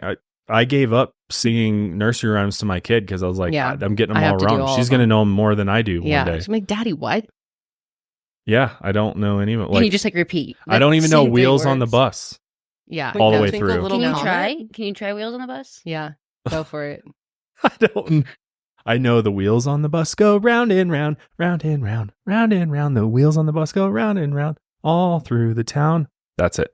You don't know the next verse? And then the horn on the bus goes beep beep. There you beep, go. Beep beep beep. And then what's next? and then the driver on the bus says, "Move on." Yeah. But I know it from like kids shows, like. Yeah. You wouldn't have known those like a year ago. But any like actual like non-kid like even song your what's your favorite song? doesn't have lyrics. Oh, right. Yeah. He likes hammock. He likes instrumentals. I cannot. Those like freak me the fuck out. He'll put on like trippy sounding instrumentals and I'm just like, turn this off. I'm getting anxiety. I have a playlist called Songs You Die To. So insane. So it's my playlist for my deathbed. I'm already creating it. Oh my Dead God. serious. Like I created playlists that when I get to that point and I'm just laying in bed and my family's around saying goodbye, I'm say, please, my dying wish is you play this playlist I'll make sure. and of I that. will exit the world listening to Peacefully. this. It's peaceful though. It's like I hope I'm dead by then. I do not want to be here when you die. I want to die first I know you because I can't be alone. Right, exactly. You'll have to go find a new husband. So Exactly. All right. Well, interesting answer. Yeah. That's pretty much. music. But fun fact, I don't know any lyrics at all. What is your sleepy situation? Like, how do you sleep? All right. One more. Together. But like side sleeper, back sleeper, stomach sleeper. Who's is one of you guys like a sheet Hog. hog? Yeah. Anyone honk a bed? Crazy Yeah, I sleeper? hog the covers. Do either of you talk in your sleep? Kendall from time to time, Yeah. but it's been Barely. a while. Yeah. I don't think I really do anymore. No, now we're just like lights out. Yeah. But we weren't doing any of the cuddling Everybody. and stuff. Like, do people really fall asleep cuddling? Is that real? I don't. It's too hot. Like, sometimes we'll like try to. I'll right do before like a bed, little, like little- couple minutes and then be like, all right, good night. Once love." I hear you starting to make weird breathing, I'm like, back up. Back Roll up. the- and I'm like, roll the other way. I'm always like, face the Yeah, opposite you're direction. like face away from me. Most nights we're like well, he used to sleep on his back. So was I, actually. But then the snoring was out of control. So we both learned how to sleep on our sides. Turn over. Yeah. Well, now I'm nice to you about it because it used to, if I have to wake you up for snoring, I used to get mad, like yell at you because you would always be like, I'm not snoring. I'm not even asleep. Like, yes, you are. But I've learned now, or I think you've learned, because now all I have to do is give you like the lightest touch on the leg or like and you'll just do it. You know exactly what you need trained to do. him so well. Yeah, yep. Pretty much. It's nice. I mean, you got to learn how to live somehow. So, yep. You know what's weird is like laying on your back is actually like better for you to sleep. Really? I've heard side is the best. No, back is the best. Back is the best. Really? Yeah. I cannot sleep on my back now. I have to sleep on the side. And I'm really weird. I have to have my hands on my face. And I know it's probably so bad for acne. And I try to sleep on like the back side of my hand. But like most of the time I have to sleep like this. And then most nights I fall asleep like this. No, you serious? I swear. Like I crisscross like a bug on the side. And then I sleep with like one hand under my chin to like, and I have to sleep with this crazy 6-inch like rock solid pillow. Do you wake up with your hand still there? Yep. Really? Yep. Oh my God, so you don't really move. Wow. Well, I switch back and forth all ton. night. I change sides like every 2 hours. She'll like do like yoga poses in her sleep and like, and we have, our little dogs in the bed sometimes, and I'll end up on like like if you feel my side of the bed, you can clearly see where I've slept because it slants off. Like I have a slight decline going on the edge of my bed. Like I could just fall out of bed at times because my dogs, they don't sleep with Kendall because Kendall rolls around so much they get annoyed. They'll like cuddle with me up until bed, but when the lights go off, they don't want to be anywhere near me. Both of them just like nudge their way into me. And if every time I flip over or change sides, they just nudge in more. Mm-hmm. So there's mornings I wake up and I'm literally on the floor, almost off the bed completely. There's a lot of nights lately where Josh doesn't even want our little dog Sadie to sleep with us. I booted her last night because she was stinky. She does have a gas problem. She was so But she doesn't mind. She'll go sleep in the living room. Sometimes she chooses to sleep out there. Especially when Holly was sleeping in her room, she never slept with us. She like started coming back after because I think she was like, what the hell is this baby waking me up all night? But our dog Bernie, like he would bark, relent. He has to sleep with us. Yeah. And he gets under the covers, and like, his new thing is like getting up on my pillow. So I'll turn over in the night and look up, and his little face will just be like staring at me. Like he'll be like on top of my head practically. But that dog loves us so much, and it drives us insane. God, dude, just not care about me a little bit. He is such an anxiety boy. All right. Well, I think we've covered a lot of bases today. And that went by fast. Did it? Yeah. How long? We were going for quite a while. This is going to be a long episode because next up, my dad's coming on. Yeah. James, baby. Yeah. He's the man. Love my dad. Big Poppy. Yep. He is. He is Big Poppy. Yeah. He's my father-in-law. Yeah. And he's like your dad too. He is. Well, you obviously have your dad too, but he's been like a father too as well. Absolutely. Love him. You'll love him too. So stick around. Well, thanks for joining me, babe. I always have fun. You're welcome. Happy to be here. All right. When are you going to come on Lights Out? Never. I'm scared of that room. I can't imagine like sitting in there and recording. Like gives me something's fucking wrong in that room. Yeah. There is. We had some weird things going on this morning too. Really? We were talking about some creepy paranormal stuff this morning, and our mic started. It's the weirdest thing. Like as soon as we start talking about something, and like it goes and then it stops randomly, like nothing changed, nothing, and it's just random constantly. But yeah, you should come on sometime. People would love to. Well, if you guys don't talk about something terrifying, maybe I will. I'm a baby. People always think it's funny because every time I'm like out around, like I was at a baby shower this weekend, and there were people there that knew I did true crime podcasting for a living, and they're like, "Oh, Kendall, you got to hear about this serial killer. You'd be so interested." And I just want to be like, I hate talking about serial killers. There's a limit for me with true crime, with what I will talk about and what I won't. Yeah. And like a lot of it really scares me. Yeah. And I never like consume true crime content. Well, I used to before I did this for a living, but I never like just for funsies want to watch even like fictional shows. If there's two, I know it's such a bummer because I could just watch it all day, all night, every day. I want to see man, all the shows. It's too real for me. I think after like spending so much time with families and like just like which I get. I don't know. It's just different now. Yeah, I get it. Mentally like exhausted from it. I have to like completely unplug because there's been time I haven't, and it's been not good. Yeah. But anyway. All right, guys. Thanks for joining us. And next up will be my dad. So we all, hopefully, wear deodorant, right? Have you ever thought about all the other places on your body that you could wear deodorant outside of your armpits?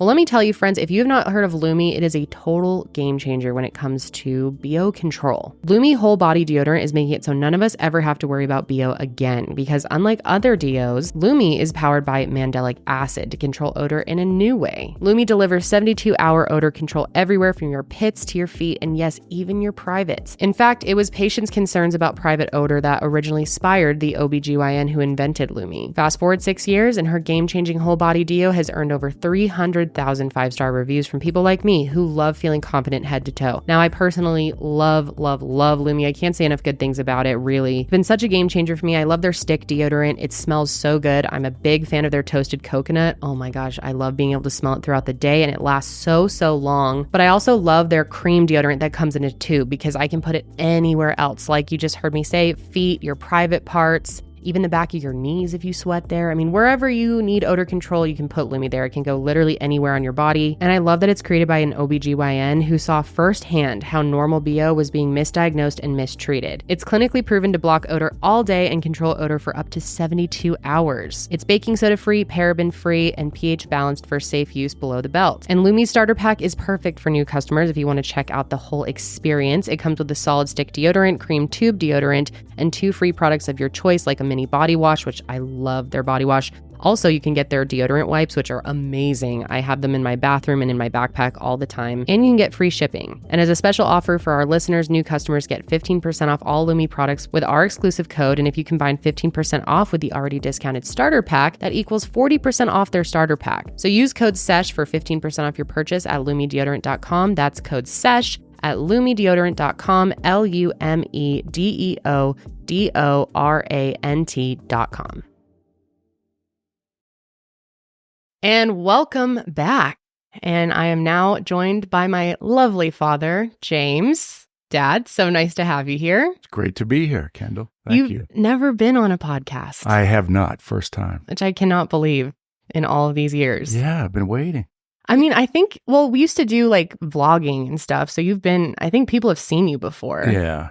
And like in our wedding video, and Annalie was kind of reminding me this morning that there have been a few times. But and I didn't scare anyone away. So no, of course not. Of course not. My dad's the best. And it's Father's Day this weekend. So I thought it was a great opportunity. I've always wanted to bring you on the show and just kind of chat, have you guys meet the man who made me. Oh, wow. Mm-hmm. And you really did. That's lofty. You really did. Well, you know what? Before we start with Father's Day coming up, I just wanted to give you some verbal flowers here at how much I appreciate you as a father.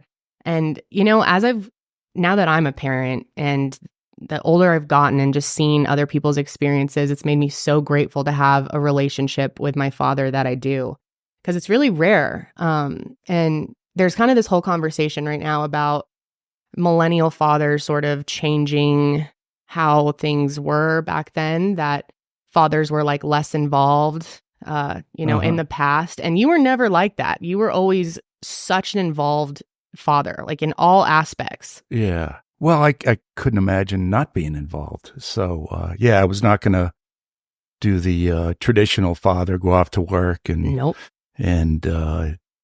have mom do everything. No. So, I wanted to be involved. But you did it all because you did work too. Yeah. And, you were just telling me about those early days. We used to live in Massachusetts, and when I was like a newborn, what was that whole routine? Well, would get you to bed, and when you woke up during the night, I would get you, usually around 3 a.m., bring you down to the couch, feed you a bottle. I'd fall asleep, and you'd fall asleep on my chest, and then at around 5, I'd get ready for work and catch a train and head into Boston. Yeah, it was challenging, but rewarding at the same time. Yep. Yeah, well, I always remember you being at absolutely everything when I was growing up, like at any type of school event or sporting event. You coached my teams, and not only all of that, but just I felt like I could come to you for anything, which I think is really rare, especially with father-daughter relationships. Mm-hmm. There was never anything that was off the table, or like I felt that I had to hide from you. And even I was thinking about it last night. I don't think there's anything from even my teenage years that you don't know. Like, I don't think there's a secret that I've ever kept. Well, we wanted you to be honest with us and, feel comfortable in coming to us with any issues, problems, and we'd talk about it. And usually you worked them out by yourself. So, yeah, well, I mean, I think I got a lot of guidance from you. There's this one memory I have, because I would come to you even with boy problems, and you treated them as non-serious as they were for middle school, high school relationships.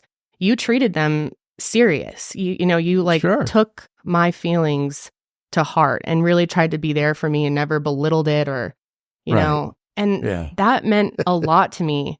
Good. There was this one time where I remember I think I broke up with like my middle school boyfriend, and we were talking through in the kitchen, and I was crying, and you're like, well, let's listen to some music, because my dad's the music man, let me tell you. And I remember you put on Green Day. What is the one that I walk a lonely road? I was just sobbing on the stairs. That's hilarious. Yeah. Do you remember that at all? I kind of. Vaguely. Yeah. Remember I would sit on the top of the stairs? Though. Yeah. Yep. I was walking a lonely road.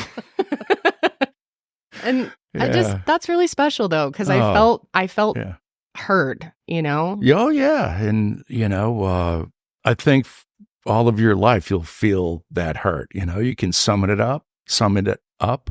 Yeah. And so I remembered feeling the same way you did. Yeah. And when you're going through something like that, you don't realize that it gets better. Yeah. And only time can do that for you. So good start with the good song. Yeah. Well, I think it's important to validate your kids' feelings, even with like silly relationships and stuff like that. Right. At a young age, that was absolutely. I will always remember that. Good. And yeah, I just really thank you for. I mean, even to this day, anytime any issue I have, I call my dad. Yeah, and I'm just really lucky. Yeah, I really wouldn't want it any other way. Me either. So. Me either. I'm very, very lucky, and I think that's part of the reason you set the bar so high for men in my life that. I wouldn't settle for less. And when I found Josh, he was so much like you. There's so many qualities about Josh. You got a good one. Yeah, absolutely. I certainly do. He's the best. Yeah, he is. Yeah. Well, I love you so much, and I'm so glad that you're here and that the audience can meet you. Can you tell us a couple like fun facts about yourself, or fun facts about myself? What's the life of James? Well, I have two lovely daughters sitting next to one of them. Annalise here in the studio. She is. So, being a father is a huge part of my life, and it was very important, and it's changed.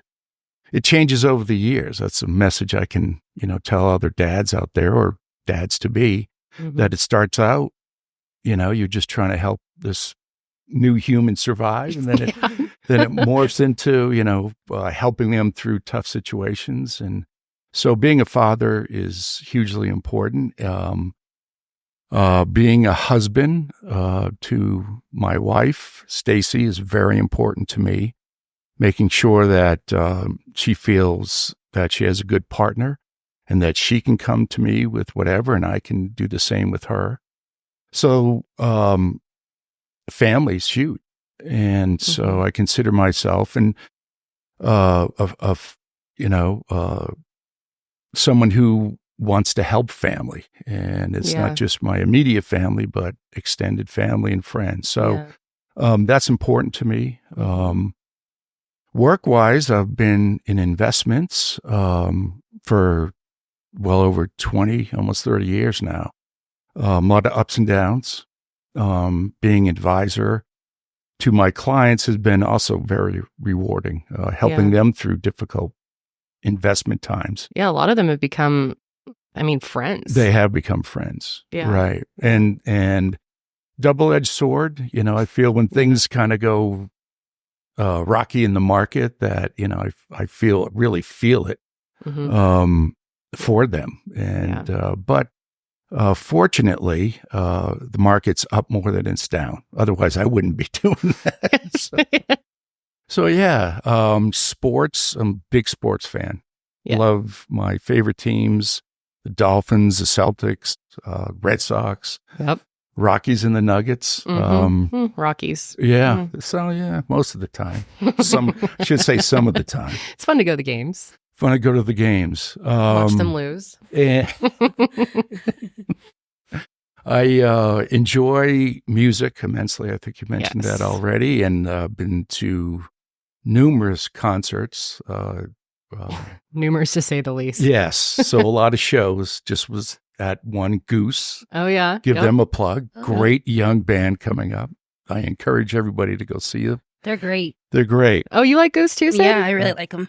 Yeah. So I was at a show Friday night and saw them. So if you had to guess, how many shows do you think you've seen in your lifetime? Ooh, hundreds. You know, I remember most of them. Yeah. Well, that means you were having fun. Yeah, having a lot of fun. You should have saved all the ticket stubs. It would have been so cool. I have a bunch of saved tickets. I do. Yeah. So nowadays it's really, I don't like the fact that your tickets are on your phone. So yeah, having a stub helps you remember the show. Yeah. But I've got tickets from seeing Bob Marley.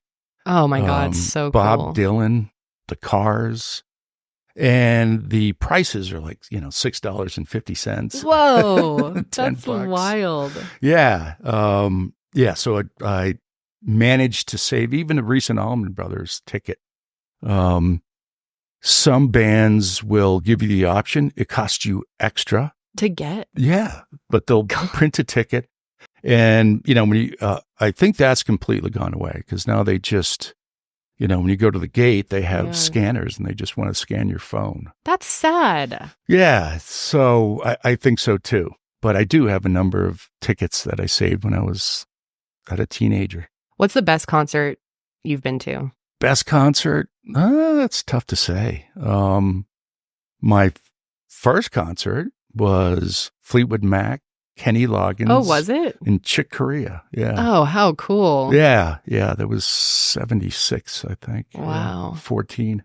Wow, that's crazy. Yeah. So favorite concert, that's, I have always been a big Allman Brothers fan. So I would say a lot of their shows at Red Rocks would be amongst my favorites. Saw them in Chicago at a small theater. That was great. Yeah. I favor smaller venues rather than big stadiums. Oh, yeah. I think that's more intimate. Yeah, for sure. Intimate. Yeah. So U2 was a favorite. Seeing their shows were fantastic. Yeah, we went to one together. That was a great show. That's right. Really fun. Yeah, that was a lot of production in that one. That was at the Pepsi Center. Yeah. A lot of production value. Yeah, definitely. Yeah, they're big show people. Yeah, U2 has always been one of my favorite artists too, and I think because so many of the songs remind me of my childhood. You heard it a lot. I did, and so did Janelle. Yeah. Remember, we'd always listen to the excavation like a mole. Which one is that? Elevation. Well, he says excavation at one point. He does. Yeah. Elevation. That's what it's called. Love that song. They're fabulous. Who are your top 3 favorite artists, you think? Top 3, I'd say Allman Brothers has to be the number one. Mm-hmm. Bob Dylan, very important in my life. Really connected with a lot of his lyrics and just a great storyteller. He takes a lot of criticism because his voice was never that great, but the lyrics are fabulous, meaningful. Yeah. And I think that, I got to know Bob Dylan through my father. Oh. And so just like you heard U2 as a kid, I heard Bob Dylan as I was rolling around the house and then really started connecting with the lyrics. Mm-hmm. And I think that gave me an appreciation for singer-songwriters. And the lyrics matter, It's hard to hear them a lot.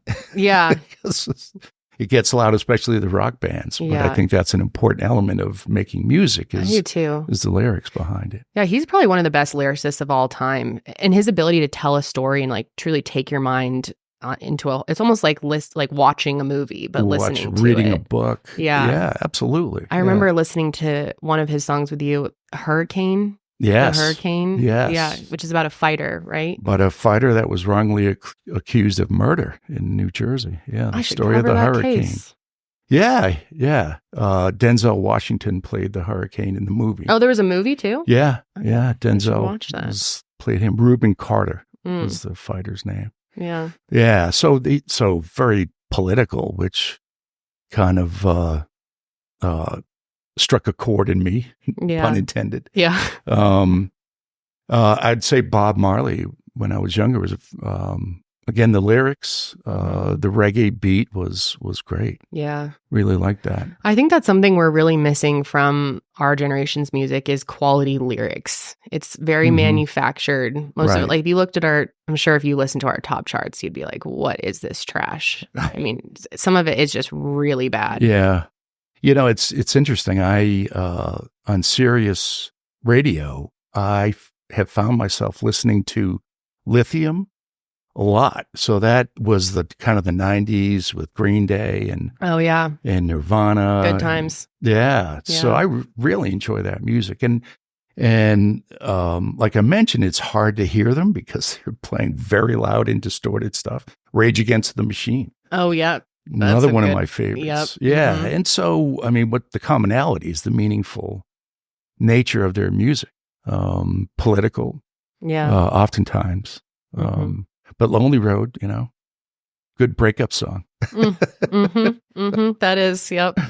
That was the one. Yeah. Speaking of which, I'm curious just to our younger audience out there. I know you and I have been talking about the economy a lot and how the younger generation is feeling in regards to the housing market and everything. And you seem to have like a more positive outlook on things lately. Yeah. I think there's a general feeling. I just saw a poll recently that 55% of Americans think we're in a recession. Over 50% think the stock market's bad, despite the fact that the S&P is up.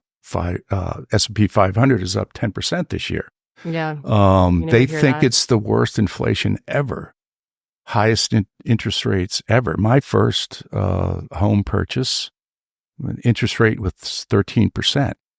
Wow. And so, and the fears that I had are similar to today. You just can't imagine that you'll ever be able to pay it. Yeah. Pay it back. Yeah. So, while you're living through, my experience has been, while you're living through anything that seems not great, you tend to have a sense of hopelessness about the future. And what I've realized is if you just kind of get through it, things get better. And it takes a lot of patience. I think as humans, we're very impatient beings. And we want things to turn around quickly because, the suffering part of it is hard to stand. Yeah. But a lot of times the best decision is really discipline, and patience is important. And I think when you're younger, you haven't lived long enough to really understand that. Yeah. And as you grow, you kind of get it. Hopefully you get it. Yeah. And so. Do you think, when you were my age, did you have feelings of the world's going to shit, things are scary? Did you have fears about having children or bringing children into the world? There's a general feeling amongst our generation and the generations, under us that like we're headed towards the end. There's this very like doom and gloom feeling, which is justified in a lot of ways. Things definitely aren't great. No, me personally, I didn't have that fear. I couldn't wait to have kids. One more question on a positive note. Yes. How are you enjoying being a grandfather? Oh, I love it. I love it. It's for me, it brings back a lot of memories of when you were young. I see things in Holly that remind me of you. And it's just wonderful. So it brings me back. It gives me the awe that I experienced when you were young like that. And, so it's great. And I think it's, the normal course of things. And it's wonderful. just fantastic. Stacy and I always look forward to seeing her. And Oh, she looks forward to seeing you. Yeah, it's great. I swear, at least once a day, she's like, Poppy, Poppy. Especially when we get in the car, she's like, Poppy, we're gonna go see Poppy. She calls him Poppy after Big Poppy. Yes, number 34. That's right, baby. All right. Well, are you ready to play a game? Sure. Yeah. Dad and I are going to do a Jeopardy game, which you guys have seen us do on the show before. However, it's going to be Boomer versus Millennial. And we're going to have categories. Actually, Sydney, why don't you explain this since you made the game? So the way it's going to work is we're going to flip a coin, which we have one on the computer over here. Digital coin. Yeah. It's called the ticket stub conversation. Yeah. Seriously. Whoever wins the coin toss, then that will be the first person to go first. And then if you answer the question correctly, you have the chance to then guess again. Okay. And if you answer incorrectly, it's open to the floor. So then the other participant can try to guess. Can steal. Okay. Who wants to be heads? Who wants to be tails? Does it matter? You pick. Heads or tails? Tails never fails. All right. Tails never fails. Janelle always picks tails too, huh? I think so, yeah. Okay. Flip it. Tails? There you go. So, James, it you go never first. fails. Who knew? Who knew? It was a 50-50 chance. Perfect. Okay. All right, Dad, which category do you want? All right. Let's see. I think I'll dive into millennial music for 100. Okay. All right. Taking a leap. Despite only recording 3 albums as a group, you could still call them well-seasoned. With over 1 million record sales, the musical act is the best-selling girl group of all time. Well, that's tough. Who are the Spice Girls? Oh. Yes. Yes. Wow. I wouldn't have even guessed that. Hey. Dude, you're good. Okay. Oh, I'm going to Good get guess, good crushed. Okay, so he gets double the points for that. Right. So So he's up to 200. 200. Yep. Wow, Dad, the Spice Girls. How'd you get that? Best-selling girl group. I guess there's not that many girl Yeah. groups, huh?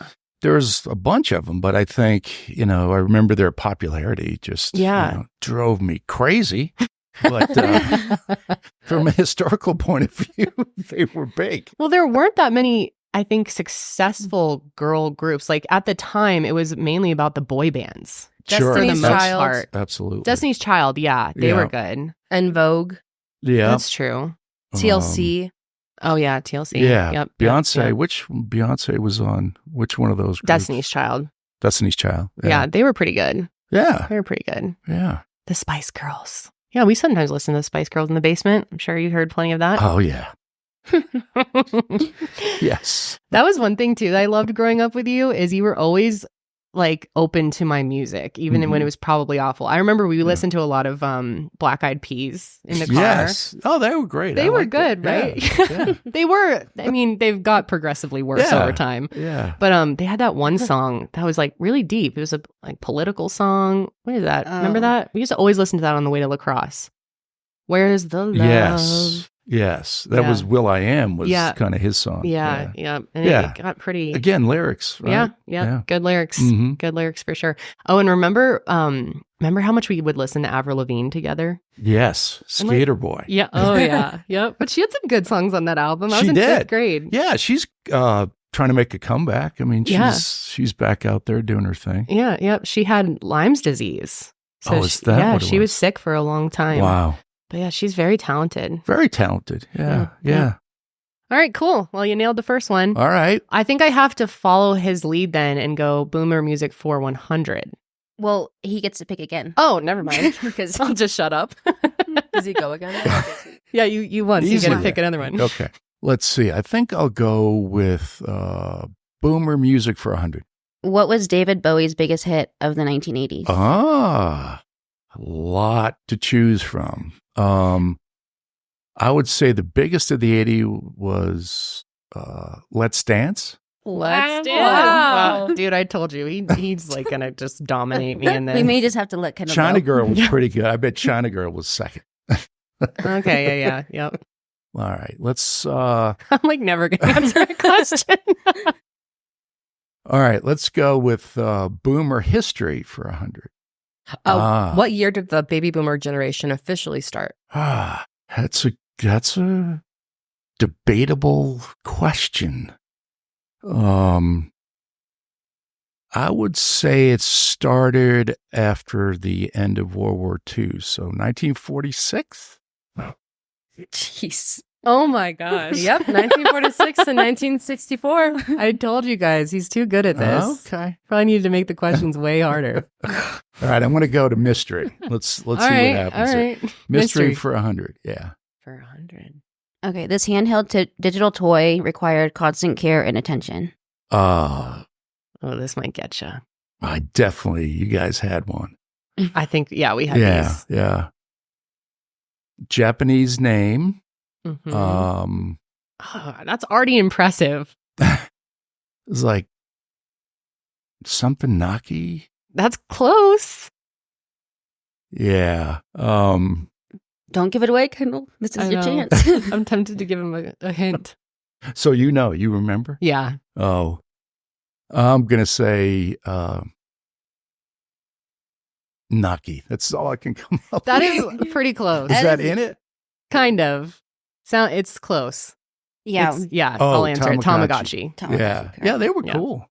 Yeah, those were cool. I remember having to remind you, it's like, hey, the thing needs to be fed. Yep. Water and. Do you remember the Neopets on the computer too? Me and Anna used to do. Yeah. I often think about mine that are probably all dying now or gone. Okay, well all then right, you're up. I get to pick one. Yeah. I will do millennial history for 200. Okay, the year the first iPhone was released. iPhone, okay. I remember someone I knew had one freshman year of high school, and she was like the first person to get one. So that would have been, okay, I'm going to say 2007. Wow, good score. job. Nice, okay. Absolutely. Good job. I remember how cool it was because you would hold it sideways and you could flip through the album art. And that was just like the coolest thing. Yeah. Everything about it was unbelievable. Mm-hmm. Yeah. I never really got the fact, and I still don't. Like when you text, you could turn it on the side and it's a bigger keyboard. Oh, yeah. Yep. Still fumbling with the smaller. I mean, I don't think I ever use the wider. Does anyone use the wider keyboard? No, because you guys are good with your thumbs. Just banging it out. Yeah, because we started with T9. You remember that? Oh, okay. Like the 3 letters per number. That's right. And then, that's where I started with texting and stuff. That was difficult. Thank God the iPhone came around. Thank God. Saved us all. All right. I will do, let me try, oh gosh, I'm going to be so bad at any of the boomer ones. I will do boomer music for 200. There's no way I'll get that. Okay. The original band name of the Grateful Dead. Janelle should be here. Janelle helped us come up with this question. Yeah. I have no idea, man. I'll just guess the Missing Middle Fingers. It was his middle finger, right? The Warlocks. The Warlocks. Oh, yeah. Well, okay. Next time he's got to get a chance to guess it, right? That's what I thought it was, yeah. No, okay, you would have got it. Let's just give him the points. He would have it's funny because, what's interesting about the Dead is I remember my mom like, oh my God, the Grateful Dead. Like they're horrible. And she never listened, but just because of the name. Yeah. Oh, yeah. Like if scary. you ever, I'm like, Mom, they're super mellow. It's about love. Yeah. That's so funny. And she would have been horrified by the Warlocks. So I didn't get into them until they were, after the Grateful Dead for many years. Well, Nana's very chill. Did she eventually kind of open up to them? I didn't play them very often for her. She loved U2. She was big into U2. Yeah, she was. Yeah. And Dylan, for sure. Yeah. She also liked Maroon 5. You remember that? She loved that Moves Like Jagger song. Oh, that's right. It was her ringtone for a while. It's so funny. I know. That's terrible. Yeah. Yep. Good times. Okay, right. So you get to pick another one now. Let's see. I'll stick with boomer music for 300. The band that had a disastrous concert that resulted in the death of 11 people. Terrible. That was The Who. Oh, was it? That was Who correct. are The Who? What happened? They rushed the stage and just got trampled. Oh, I remember hearing about this. It was like Astro World. Same kind of thing happened. Yeah. Travis Scott and you'd ago. think, that was in the 70s. Right. You would have figured that out by now. Yeah, you would think. Yeah. Okay, let's try millennial history for 400. Let's try that one. In 2013, thousands of people uploaded videos of them doing this viral dance. Oh, God. I know this one. Gangnam Style. Oh, the Harlem Shake. I thought I had that. I know, you did think you had that. I said that with authority. Do you remember the Harlem Shake thing? No. Like, it was really annoying. Oh, yeah. I was in college during that. Everyone was doing that. Oh my God, I'm glad I missed that. Yeah, you should be. I feel like, Kendall, I feel like you get that point. Yeah. Sure, Yeah. I'll take it. Yeah, I would have known that. Okay. I will do mystery for 300. What do you call a group of flamingos? I don't know. A group of flamingos? A pink posse. That's good. Do you want to take a whack at it? You probably know. Dad grew up in Miami. Yeah, but that's there weren't flamingo flocks. There were, for sure. Let's see. What do you call a group of flamingos? Glorious? No. That is so close, though. Is it? Kind of. Yeah. A flamboyance. Oh my gosh, I was actually about to make a joke about that. Yeah. It's really called a flamboyance? That's fabulous. I love that. I did not know. Fabulously flamboyant. Seriously, I'm surprised that's not more well known. That's great. Really cool. I'll never forget that. A flamboyance. Yeah, I'm going to throw that around all the time now. Yeah, that's a perfect fit for them. Mm-hmm. Every time I go to the zoo, I'm throwing out that fun fact. Look at that flamboyance. Yeah. That's amazing. Magnificent. Learn something new. That's great. Yep. So I missed that. So it's you, right? Mm-hmm. Yeah. Okay. It stays with you. No, I missed it. And then the I first missed time. it too. So you're next. No, You I pick. think it stays with you. Does it? Yeah, you get to All pick right. again. Okay. Let me do boomer history for 200. This is going to be rough. This company introduced the TV dinner. Oh. Was Stouffer's around yet? I don't know. Banquet, maybe? Yeah, I'm going to have to guess Banquet. Okay. And I'm going to say Swanson.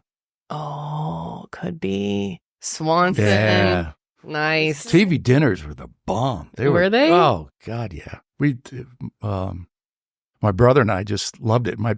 Especially my parents would go out and we'd get to have TV dinners. And like pick them out. Yeah. We got to choose them and, the desserts were fantastic. What was your go-to TV dinner? The turkey dinner. Oh, slay. It was like Thanksgiving. Yeah. it's like Thanksgiving. That's so And funny. then they had soup.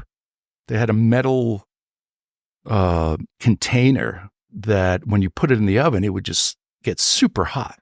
So there was a key you had to use to take the lid off the soup part. Oh, wow. You get chicken soup, get a tomato soup. Yeah, it was great. Those were intricate. good Way time. better than Good time in the nowadays world. with the lean cuisines and stuff. It's funny that they called them like Angelinas. oh You yeah, love that. yep. It's funny that they called them TV dinners too. And that TV trays that came with it. So, Yep. yeah, Mhm. you watch your favorite show. Oh yeah, that was like the best night in our house when we would do like family movie night with the TV dinners Right. and the trays. Sure. Oh, so It's a fun. blast. So fun. Okay, so I think I took it back, right? Yep. All right, let's do boomer music for 400. Okay. The first musical act to sign a contract to play at Woodstock 69. Wow, there were so many. Who was the first? If Janelle was involved with us, with this, Mhm. I'm going to say the Grateful Dead. Okay. Kendall, do you have a guess? No. Who's Oh, Creedence CCR. Clearwater? Yep. Clearwater Revival. Did not know that. Great band. Oh, Yeah. Credence. Isn't there some curse about them? Zach on H3, like if he even hears their name, like freaks out. Oh, really? I didn't Yeah. know that. He thinks it's cursed, and that if you hear their music, Really? there's like all this superstition around that band. Yeah. Cool Clarence- Stop the Rain. Yeah. One of their hits. And John Fogerty's still going. He Mm, was the lead guy. rock on. All right. All right. So I think it stays with me. Is Yep. that right? Mhm. Okay. Let's do millennial music for 300. Try that out. Lady Gaga's only song to hit #1 in the UK singles charts in the 2010s. I think I know this. I should know this. You're so impressive. I don't even know. She says it repeatedly, right? That's how most songs are these days.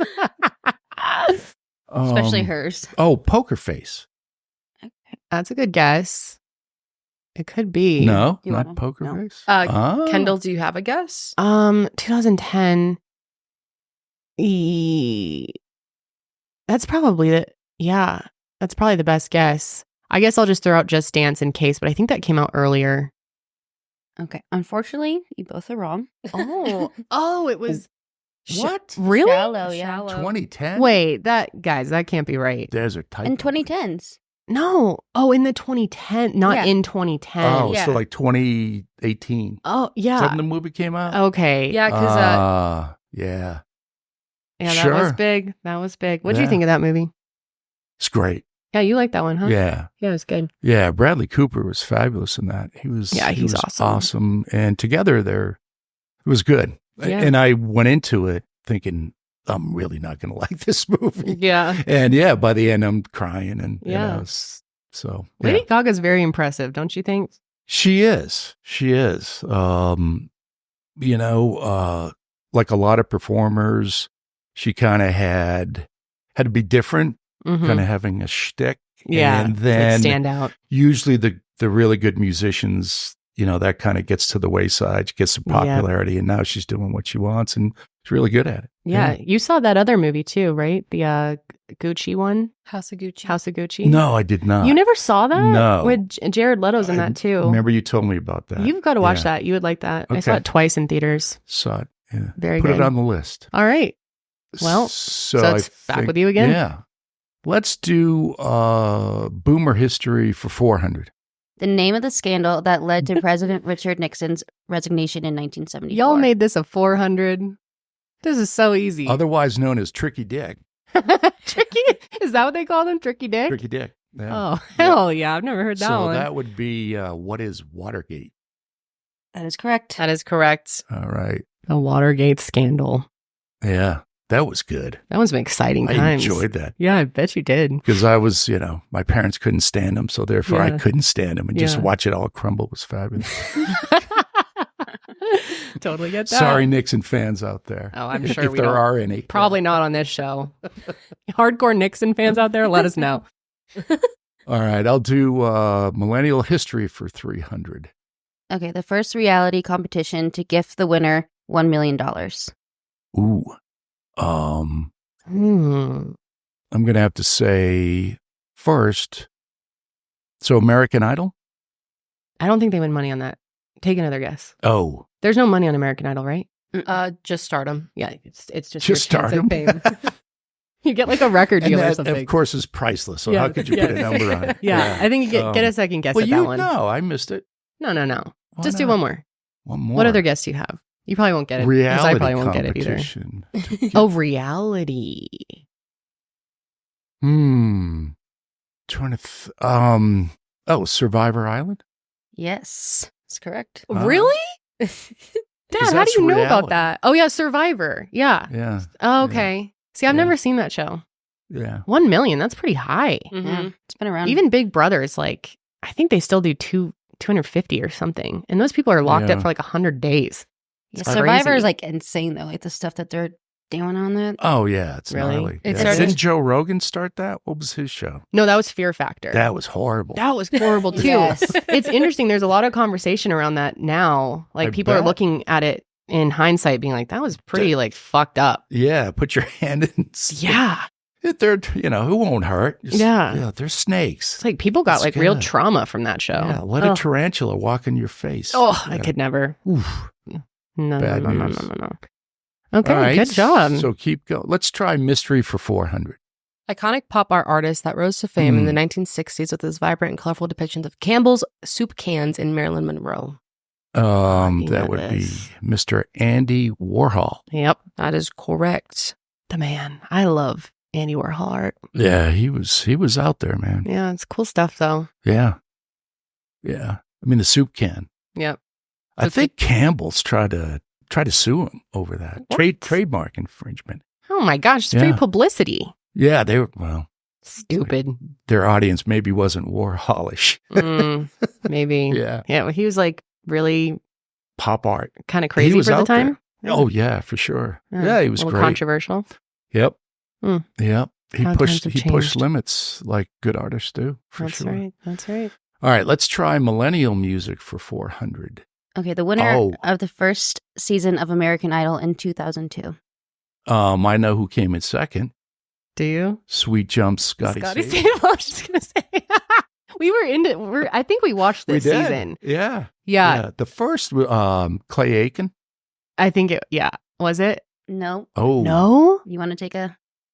Okay. Oh, I think Because maybe we tuned in the later seasons. I think we watched it too. Because we watched. Well, the second place winner for the Clay Aiken season was Ruben Oh, right. Duddard or Yeah. But then there was Scotty Sable, and he was. We were such fans of Scotty in our house. We called him Sweet Jump Scotty. We were rooting hard for him. We were. Yeah.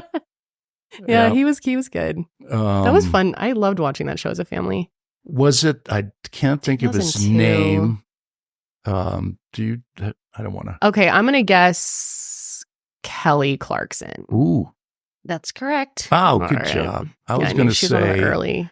who went on to become the lead singer for. Queen. Yeah. That was Adam Lambert. Yeah. Right. Yeah. Oh yeah, He was down in that same yeah. around those years. Yeah. And I think he was a few years later because I was in middle school by then. Because we first started watching American Idol like 4th or 5th grade for me. Yeah. Yeah. Oh, really? Yeah. Yeah. Early on. That was fun. Yeah, it was fun, especially the auditions. And they're like so Oh, fake, but yeah. they were hilarious. Oh, people were awesome. Yep. That People was- are awesome. Yeah. Okay, I will take. Let me just go big. Mystery for 5. The largest island in the Mediterranean Sea. Mm. Oh my god.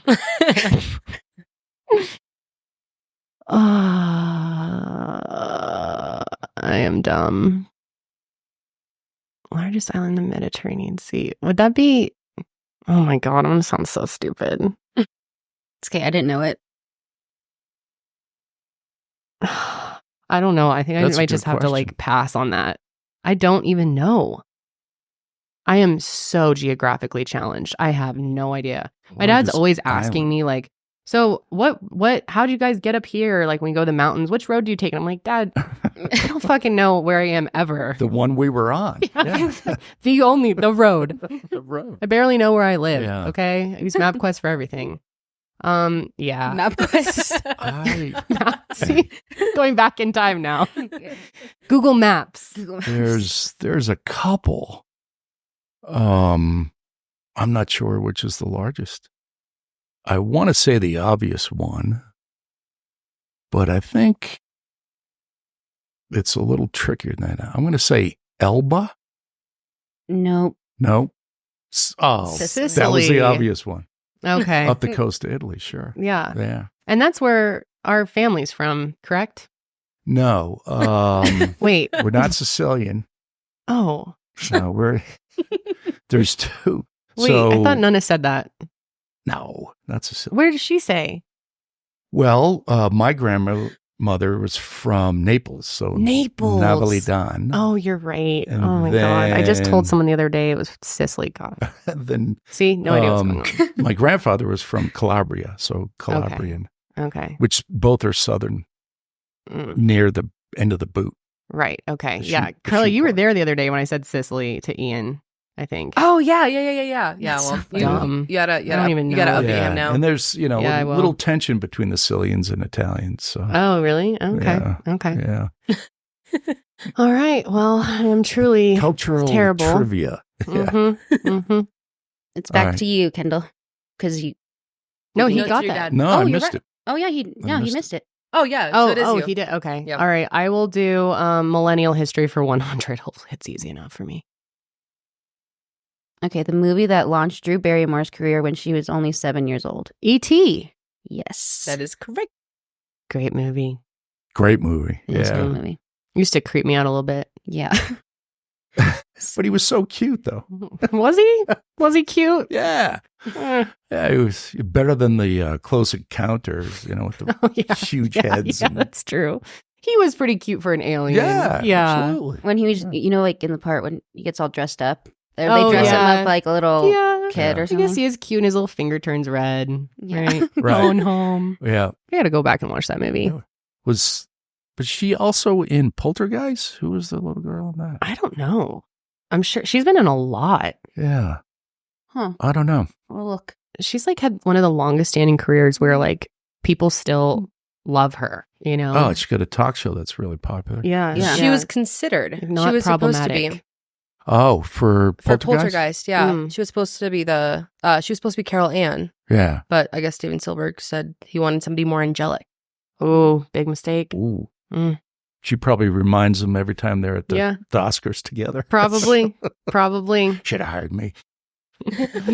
Okay, I will do mystery for 200. A style of jeans from the 90s to early 2000s that is making a strong comeback today. Just like baggy jeans? Like what I'm wearing right now? Do you want it? I hope it's not this, truly. Jordache jeans? Isn't that You mean Jenko or something? No, Jordache. Jordache? So that's going way back. So you guys don't even know. Jordache. No, those were called something else. Nope, unfortunately. Nope, okay. Stumped us both. It is. Low rise. Oh, I should have guessed that. I have seen that's coming back. Yeah. I hate it. That's hate it. awful. Oh, it's- yeah. That is Yeah. demonic. I don't know how they stay up. I don't know either. And it's just setting most of society up Yeah. for failure. So thank you, younger generation, for trying to bring that back. Yeah. I thought the baggy ones, like I'm wearing like really baggy like 90s jeans. And I thought those were in right now. Yeah, well, they are, but the low rise jeans are kind of coming back. Hell no. And that needs to stop. We I need know. to put a stop to that immediately. I'm starting a campaign. So you know who started low-rise jeans? It's really interesting. It was Alexander McQueen. He called really? them the bumpster pants. Who is Alexander McQueen? He's a British fashion designer. Oh, okay. Yeah, I didn't know that either. I've heard that name, but I don't know anything about Yeah. fashion. yeah. All right. Okay. Well, I guess we both missed that one. So you want to pick one? Yeah, let's do millennial history for 500. Let's see what we got there. These boots were a staple of the grunge era and were made by this shoe brand. Doc Martens. That is correct. Nice, Dad. Yeah. So double the Those are still points. really in. So yeah, I just didn't go for the Doc Martens and the low-rise No. jeans. I couldn't picture myself that way. Yeah. So. I couldn't either. I think Janelle has a pair of Doc Martens. Yeah. They're supposed to be really hard to break in, right? They are, yeah. Yeah, they were big, heavy boots. I always thought it was Doc, like DOC, like Doc from. I think it is actually. Really? No, I think it is Dr. Martens. Yeah. I Is saw it? that recently and I was all confused. I always thought it was Doc, like Yeah. So did like I. Maybe that's what people Back to the called them. Future. Yeah. Oh, Yeah. Yeah. I know, that's how I always looked it up, but then if you go Dr. Martens. Dr. Martens. Apparently they're uncomfortable for a shoe made by a doctor, though. They look very warm. They do look very warm. Too warm. Especially if you were wearing what are the flannel shirts, heavy Oh, jeans yeah. in Yeah. 90-degree concert weather. Yeah. but Yeah. They Not did my it. vibe. They did it. Anything for the fashion, right? For That's the look. right. For All the right, look. let's do boomer history for 500. Okay, the car that surpassed Ford's iconic Model T to become the most highly produced car in the world.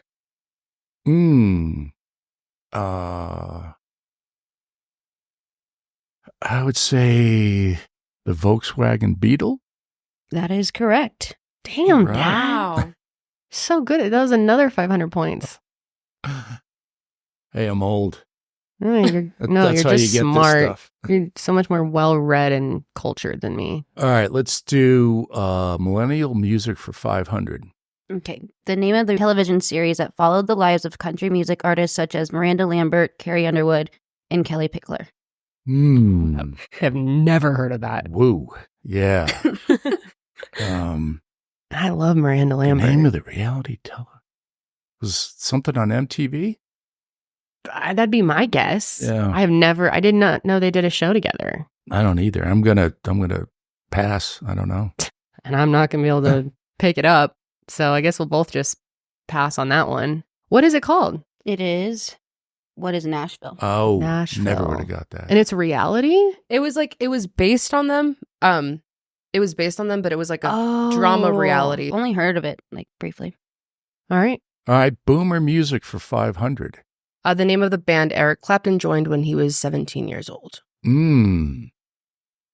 17. Well, his first band, I'm going to have to say Cream. Cream? Yeah. No. No? Kendall, do you have a guess? No. No idea. How? Wait, before I give up, hold on. Yeah, you get one more. You get half the points if you get it. The Yardbirds. Or close. One more guess for a third of the points. One more guess? Huh. The Youngbloods? No. No. What is it? The Roosters. The Roosters. Hmm. Yeah. Sounds kind of annoying. Didn't know that one. Yeah. Were you an Eric Clapton fan? Sure. Yeah. Right? Picked him up. Yeah. He did actually, I still think one of the best albums of all time was, the name of the big song was called Layla. Layla. And the album was, called Layla too. It's beautiful. Great album. I'll have to check that out. Dwayne Allman from the Allman Brothers was on that. I don't think I've ever heard Eric Clapton. And they you've heard Eric. I mean, I would say Tears from Heaven. That recent yes, song. I think I have heard that one. Yeah. But Layla was his classic. It was great. I'll have to look it up. Yeah. I'm so uncultured with music. He also covered Bob Marley, I Shot the Sheriff. Oh, did he? Back in the 70s. Yeah. That's a good song. Yeah. So is it still me? Yep. Okay, let's do Boomer History for 300. Take it home. The first boomer to be elected as president. That would be Mr. William Jefferson Clinton. Mm-hmm. Otherwise known as Bill. Billy Boy. Or Bubba. Bill. Bubba. He was called Bubba? Yeah. He loved it. Call him Bubba, he'll answer. Yeah. Oh, of course. He would. Bubba. President Bubba. All right, millennial music for 200. The artist in 2013 that asked us to clap along if we felt like a room without a roof. Oh, come on, Dad. You've got to know this. This song was fucking everywhere. Raise the Roof? No, like, clap along if you feel like... this is the... Oh, yeah. Maroon 5? No. That's hard. Oh, Legend? John Legend? No. It's like the most... I hate this song so much. Yeah, I know who it is. If you feel... Pharrell. Pharrell. Sorry. I think he gets that. Give him half the points for that. That's pretty good. Pharrell. Sorry. Oh, I hate that song. Pharrell, I will never forgive you for doing that to us.